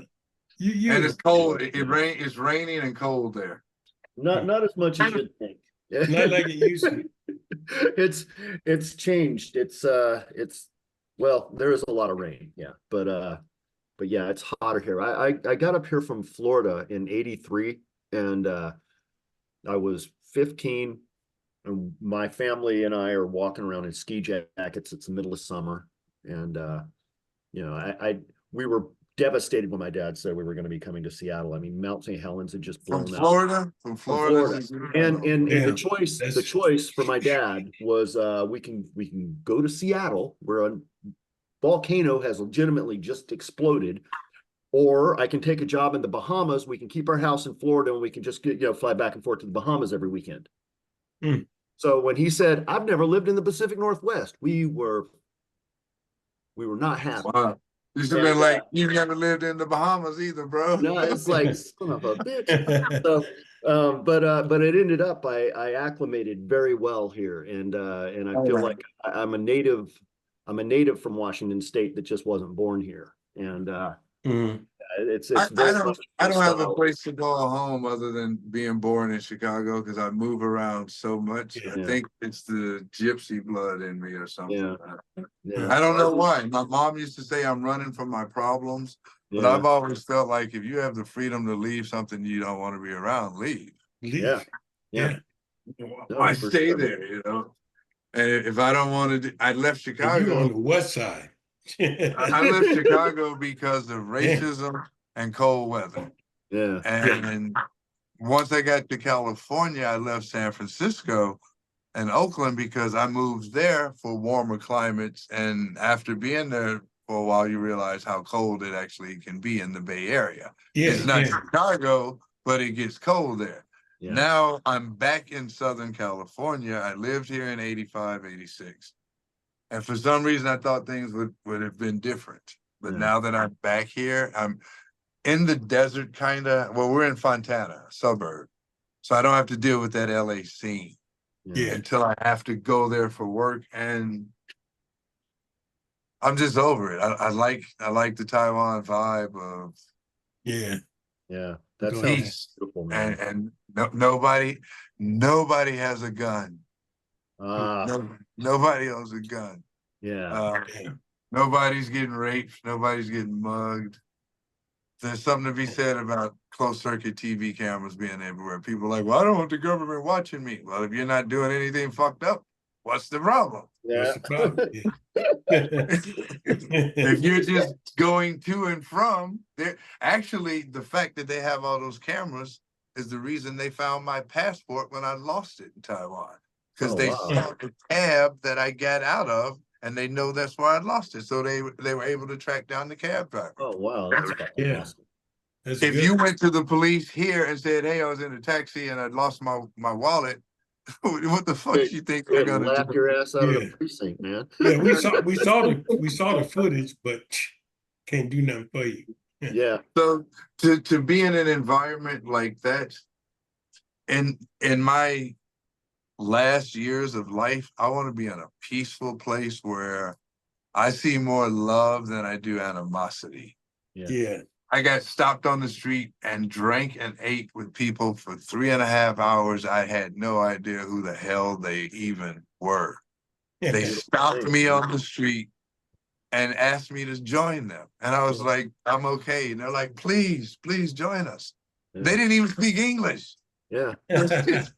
But the media will tell you that Asian people don't like people of color, that there's all this animosity. And yeah, it is in America. And just like if they tell me that, yeah, Kenny, we'd give you that $1 million, but that guy, Charles Levi, he's in your way. If you can get rid of him, you can have $1 million plus the $1 million we were going to give him. So they pit us all against each other and they're winning. Yeah. Because there wasn't a neighborhood I would get lost over there purposely. Yeah. Just get out of cab and just start walking. Don't even know where the hell I am. And never did I feel like you're not supposed to be in this neighborhood. You better get up. Even the projects. When I went to the hood, there were people like, just like if you went back to Cabrini Green, there were all these old Chinese people out there shooting dice and drinking at 12 o'clock in the afternoon. But they didn't ask me what hood you represent. Yeah. Yeah. Who you riding Oh with? my God. Who you riding with, motherfucker? Who you riding with? No, you on the west side, man. The west side. There's no trash on the street. Nobody's saying the government doesn't come clean our neighborhood up because they're not eating a box of Kentucky Fried Chicken and throwing it in the street. Yeah. Not throwing bottles out of their car when they drive by. So there's not glass. They care about their neighbor. There's no street cleaners. Yeah.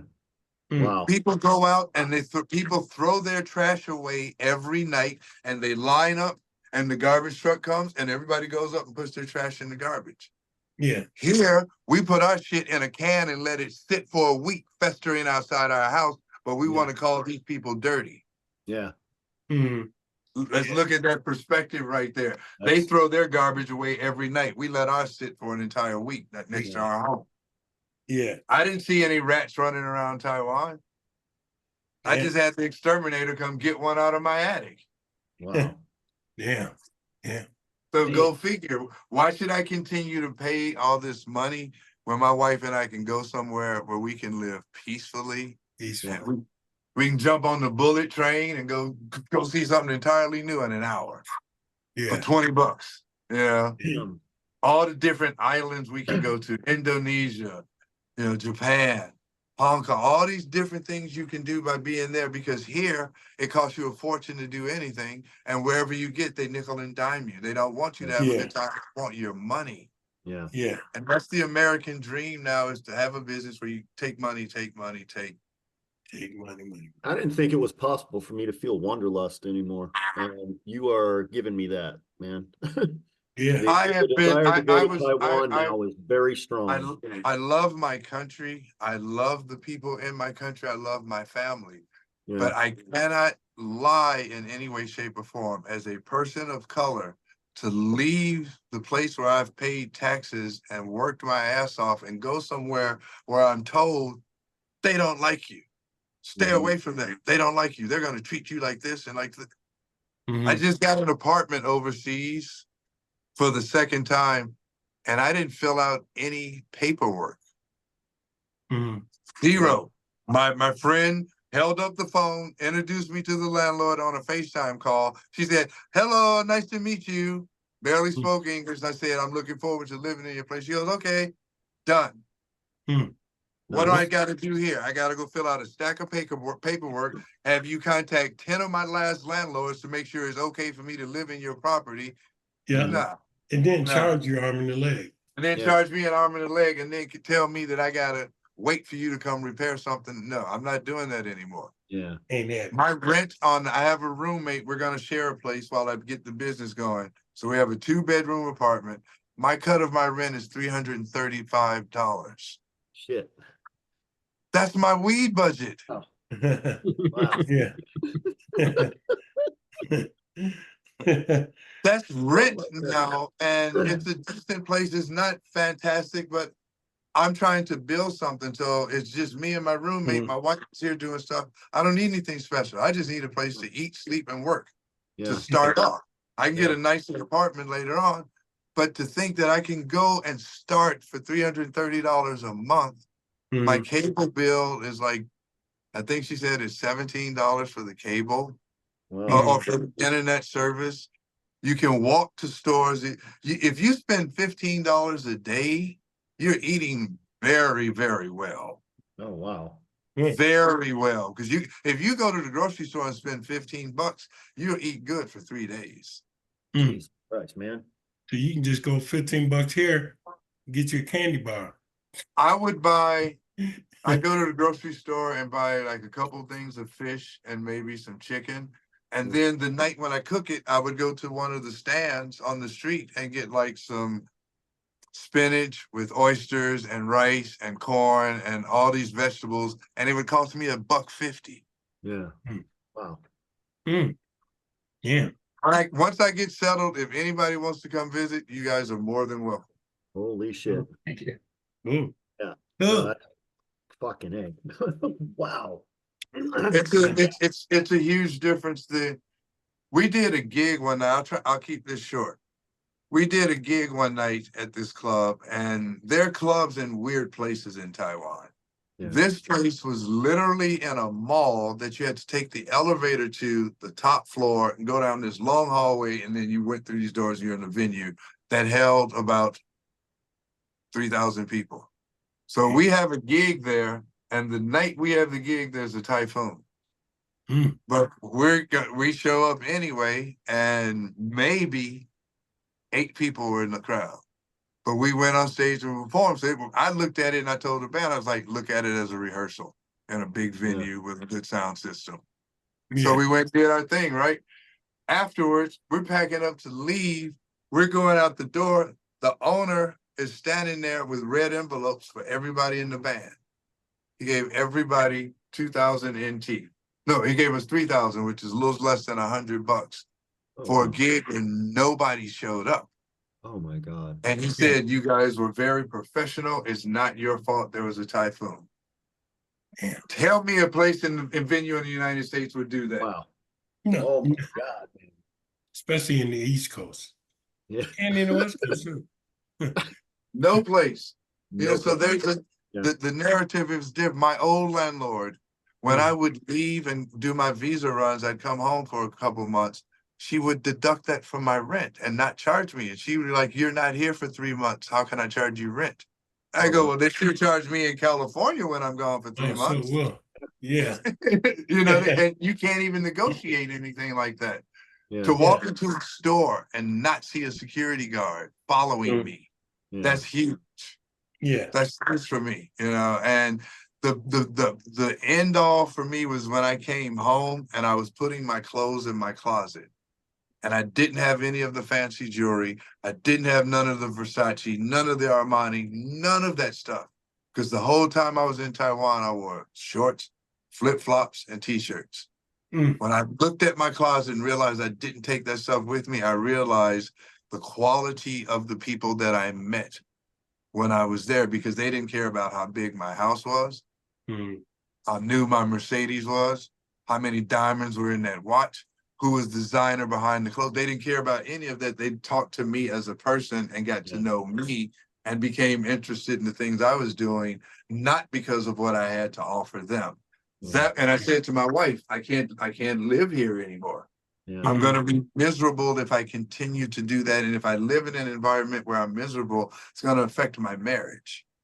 It's going to affect our life together. I would like to go and build us something up. So in 5 years, when she retires, she comes to Taiwan and I got the ball up and rolling.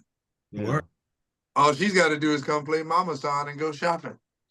You know, retire, live in retirement. I want my wife to be happy and enjoy her retirement, not have to continue working. The only work she's doing is our business that we're running and making money together. That's it. Ooh. It's beautiful. Ooh. Yeah. Yeah. I hope you guys are able to edit this, because this is probably the longest interview you've done. That's gonna be fine. We don't edit. It's not the longest. So it's good. So when we started this show, one of the things that I wanted most for this show is you've probably seen it, and you may have actually even been an extra on it. Craig Ferguson's The Late Night with Craig Ferguson. Was a talk show. Is that still on? It's not still on, no. Right. Okay, I remember him. He's the British guy, right? Yeah. Well, Irish or Scottish. Yeah, I remember him. He was funny. I thought he was funny. No, he was. And what made his show so cool was that his guests would come on, and the episodes that I always liked the most was when the guest was an old friend from the way back, and they would just shoot the shit and have a good time. And that's what I told Levi and Joey I wanted for this show. Cool. And that's what this has been, man. You're fucking awesome, dude. I'm so glad I'm getting to meet you. This is I appreciate it. You guys have made this really easy. I've done interview things before where it gets uncomfortable for me because I have to bite my tongue so much.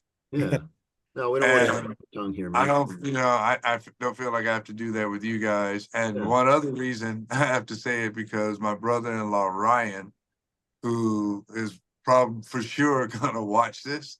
He He's might nice. bring my niece over to watch. Hey, here's your uncle. And I'm like, oh, shit, bitch, motherfucker.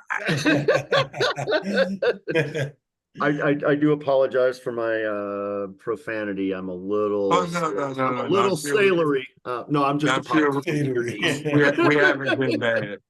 We haven't been How bad. is Ryan? How is I Ryan? he's good. Last I heard from him, it was good. He was in Spain. We were together in Spain. Oh, So that for me was really cool because he and I've only got to hang out one other time before, and it was just for a couple of hours yeah, on like two different days. So to be with him in another country and to sit and have dinner with him and to be around my niece and nephew and get to know them because they're becoming little adults now. yeah, That is what was cool for me. It's that time with them that we haven't had before. Because before we just met. They just had a baby, so he's distracted on that. Now that's right. I Yeah. went and played basketball on the ship, and I come in, and he and his son are sitting there, and his son's like, "Uncle Kenny, you did great." So that's it's a good feeling. Right on. I don't have any family out here at all. That's It's good. just me, and my wife. So when something like that, the little ones that are looking up to you, that's just a cool feeling. And Ryan's a good guy. Yeah, he is. He's a very good guy. Very He's good. a very intelligent guy. He sees both sides of things when you bring up issues with him. I share a lot of issues that I see online with him. Yeah. I've never once had him say, "Oh, that's bullshit," or this, that, and the other. He looks at both sides of the fence, and I appreciate that. Yeah. I wish we could hang out more. I wish he wasn't so far away. Yeah. Yeah. Yeah. So what? So now we're gonna know what kind of advice we want to give the future upcoming generations or inspirations for artists nowadays. Uh, Study hard in school, get your accounting degree, and go work at a bank. Yeah. Yeah. Get that money. Yeah, I'm Skippy. Become an accountant, learn how to be a plumber, learn how to be a auto mechanic. What do you call the guys? Carpenter. Yeah. Because those things are lost, and social media has made people think that everybody's a star and everybody can be a star, and that's so far from the truth. I don't. I can't lie. I don't recommend to anybody being an artist anymore. Mhm. And I know that sounds sad, and I don't mean to be discouraging, but I'm not going to lie to people because any young person, unless they're going to go look at the old artists of way before my time, Mhm. if they're not willing to go and invest in that, what they're going to have as examples are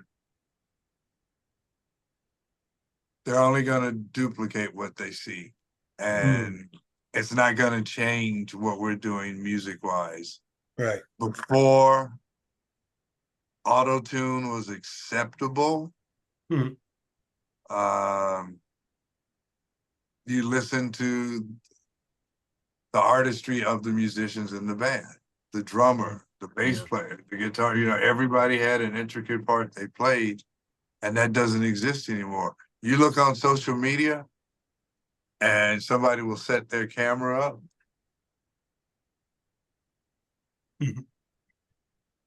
and do this for an hour. The audience is over there and they're playing.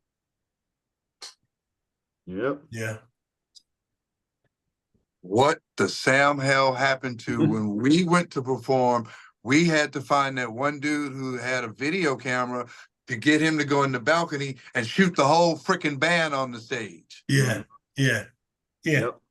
So now it's no longer about the band. It's about me setting up my camera in front of myself and looking at the comments that people put on while I'm trying to look at the audience, read the comments, wave to your grandma.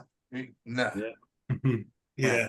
And that's what people see. And I see adults not 21-year-olds, not 15-year-olds, 50, 60-year-old grown men doing that. Yeah. So how can you tell somebody young, give them advice when that's all they see? Yeah. And I'm not going to say the name of this artist, but he played with one of the hugest artists in the world as his bass player. And I saw him on Instagram with his Marshall stacks on both sides of him, microphone, outfit that he used to wear on stage with them, jamming to songs that he used to do with that artist. And that hurt me to see that, because it showed me that he's just trying to stay relevant. Yeah. So the only way for him to stay relevant is to wear the outfit he wore 30 years ago, put that same stack next to him that he had in that video. So look like you did in the video, the headband, the glasses, the whole outfit, and play the songs that everybody remembered screaming for you for. Yeah. Yeah. That's why I went to Taiwan to do my last gigs, because I wanted to walk away happy, not have to go Throwback Thursday when I played with Charles Levi in 1974. Mhm. I'm not trying to stay relevant like that. And I think it's social media that's making us do that. Do that. Yeah. Yeah. My Yeah. buddy, an OG, older bass player, said to me when I was frustrated, when I was talking about all this retiring, he encouraged me. He was like, you should quit. He's like, you got 14 albums out, bro. Yeah. Quit. He goes, if you never do another song, do anything for anybody, as long as people can listen to music, they'll be able to find your music throughout. When you're long gone and nobody knows who the, or even cares about who you are, your music might pop up in a commercial. He's like, so quit. Yeah. And it was like, wow, I never thought about it from that perspective, but he's right. Yeah. So if you're not doing it because you love doing it and it really comes from your heart, I said to you guys, I haven't worked on anything new because it's not in me to work on anything new. What am I going to do? Stream it?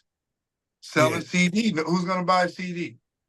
The things that I got to go through to just give my music away to people is not even worth the time to make the music. If I put up a link right now on Facebook that tells you guys you can go get my album for free on KennyAlbumForFree.com, you'll never see that, because that takes you away from Facebook, and they're not going to let you see links that's not going to keep you on Facebook.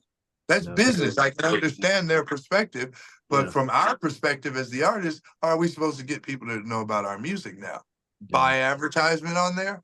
Butch and Rhonda Coleman spent $20,000 to advertise their new album, and I never saw any advertisement for it. Yeah.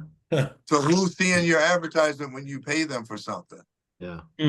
Yeah. So it doesn't, I can't give advice to something that I've become disenchanted with.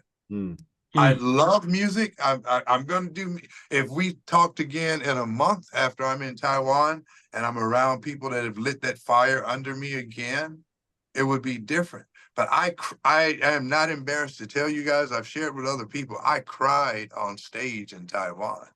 Oh, wow. I had a conversation with, we were doing this, the whole setup, I have to explain, it's called OST, which stands for Original Soundtrack. Shout out to all the people in Taiwan that are part of OST. What we basically do is hit the stage and improv 3 hours worth of music. Oh my God. In front of a live audience. Oh, Every single thing we do on stage is completely made up at that moment. This particular tour, because I was retiring, my buddy who promoted it advertised as a tribute to me, and we were featuring my music. So what we were basically going to do is, I'm going to start a song off, and everybody on this band is going to join in with whatever I'm doing on stage. But it's 12 people that we've never played. They don't know my songs. They didn't get a heads up of this, nothing. And I can share videos of how unbelievable the 3 hours were. To look into the audience and see the audience not with their phones up videotaping us, but actually looking at what was going on was very touching. So we go into this point where it starts off into this slow jam, and the saxophone's doing a solo. Then so me and the sax are going back and forth, and I start playing, and I say to myself, dude, this is the last solo you're gonna do ever. Do you realize that? And I'm talking to myself while I'm playing this solo, which how I did that, I don't know. But it's in the video of me doing it. And I hear out of all this sound going on, I hear this girl in the audience go, he's crying. And I reach up and wipe a tear from my face because I realize this is it. Yeah. Wow. And I look at the crowd and I go, why are you walking away from this?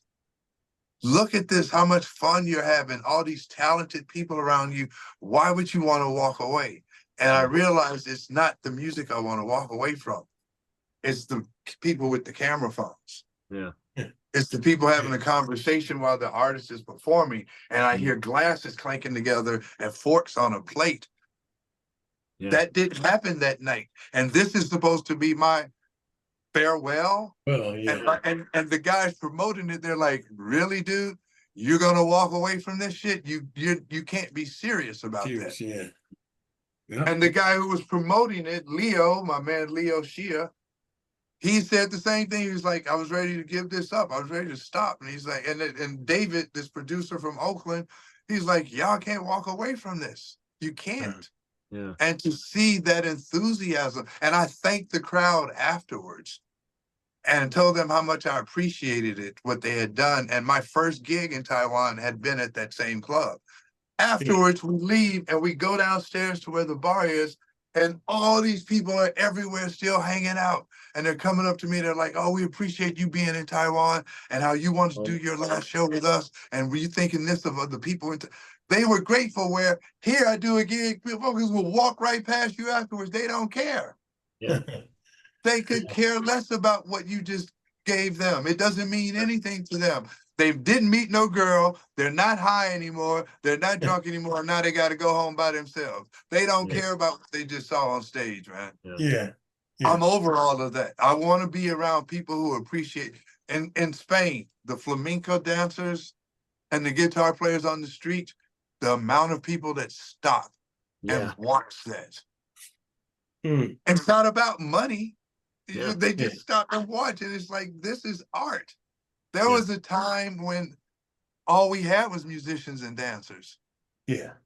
There was no TV. There was no radio. And without us, we kept the world from imploding. Yeah. Now that they're taking that away from us, we've become more violent. We've become more angry. We hate each other more because music and art is being pulled away from kids in the school. It's being taken away from adults. There's no block parties anymore.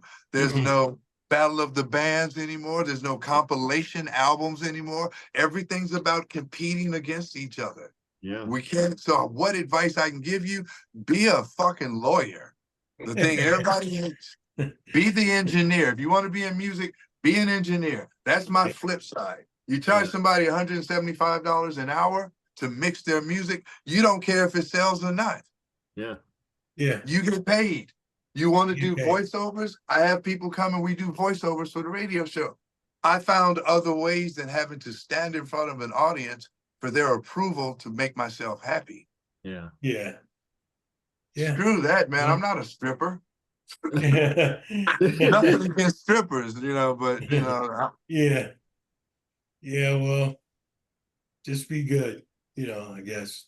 Be good. my goal is to help as many other artists. This whole thing with this school is to help other people, bro. Yeah. I don't need to do this. If I don't do this and we just retire and move to Taiwan, we could get a nice little apartment and be fine. Yeah. But I don't want to walk away from the arts. I want to help young kids. And the kids that were on stage playing with me, they've never played funk like this before, but they listened. Instead of, no, I'm going to do my thing. I'm going to do my thing. To look over and see we had two bass players. I'd look over at him and he would stop and just listen to what was going on. And I'd see him reach up and just throw in these little tasty licks because he was listening to everything that was going on. And the drummer I think was like 21 years old. Mm. Yeah. This dude didn't get out the pocket. He stayed in the whole time, and it's like I'm here with these drummers here, and everything's gospel chops. The bass player's got to play all up and down the neck with all these runs. And how do you play a Sly and the Family Stone song and have a drum roll? Correct me if I'm wrong, but name a Sly and the Family Stone song with a drum roll in it. Can't think. Oh, no. And there's not one. But the last thing I saw in the band, they were doing Sly songs. The drummer was playing all 15 of his tom-toms and all 300 of his cymbals. Yeah. Dance to the music.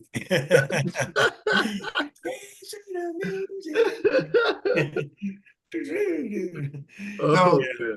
man. To be a teacher, that's advice to an artist. Become a Yeah. teacher of Yeah. teaching people how to paint or how to play an instrument or how to be an engineer, how to do something that AI can't do right now. Yeah. Try to do that, because you have to find your value, but you have to make yourself happy in finding that value. Yeah. And if you don't value yourself first and foremost, you're never going to be happy with anything you do, because you're always going to be looking for someone else's Yeah. approval. Yeah. One of the coolest things Prince said was he doesn't make music for other people. He makes music that he has to listen to. Yeah. And hearing that when I was young was a huge inspiration, because I was always worried about people hearing it and going, "Oh, that was a really cool bass part you played there." Yeah. Yeah. Why do we do that? Oh, that was a cool, that drum fill you did. Why do we do that? Because we're looking for someone else's approval. If you do something that you're happy with, that should be all that matters when the day's over. You are happy with it. You accept the consequences of that happiness and move on to the next phase of the day. Love the person you see coming across. It's easy to be nice to everybody if you're nice to yourself. But the only people who have that time to think about how to ruin your day don't like themselves, and they're already angry about something else. You just happen to be that person in their eyesight. Yeah. Yeah. Hey, Kenny, thank you again. Thank you. Sorry for going too long, man. Oh, you didn't no, go too no, long. no. But thank you. Thanks for the time. Yeah, Definitely. absolutely. This has been It's so more much than fun. beyond, Yeah. far beyond an honor to Yeah. just to have you guys lift me up the way you did in announcing me being here. Yeah. It's just a good feeling to be recognized for what you're trying to do sometimes. And in this business, again, I go back to, I'm not, you go on my social media, you don't see me throwing up anything looking for likes, nothing. I put up stuff about my bass guitars. I Mhm. might post something about a set that I'm on for a movie, but we signed so Yeah. many NDAs about stuff that I have to be quiet about things. So Yeah. I'm not that braggadocious person, though, to see somebody say the excitement and this, that, and I'm like, oh, all right, maybe I'll put on a clean shirt today. You know, Really. I'm beyond honored, and I can't wait to share it with friends when you guys put it out, man. Excellent. This will be out tomorrow morning, or tomorrow kind of morning. If anybody's on YouTube, any of the subscribers, it does get uploaded at midnight, but we start Just sharing send it me a on. link and I'll share it. Yeah, I'll put it out. absolutely, man. I want to So help you guys build the community in any way I can. yeah, that's Yeah, what we're all thanks. about. So again, thank you for the visit. Folks, please visit kennyjamesbassist.com and maincustombass.com for more info and goodies by Kenny. It marks the end of another episode, dedicated as ever to our dear friend Jason Lupo, with love to his family. People, we love and appreciate you. Remember to make art, make music, make time to be good to each other, make time to be good to yourself. Love, hugs, and belly rubs. Amen. Thank you. Cheers. Cheers. Good to see you.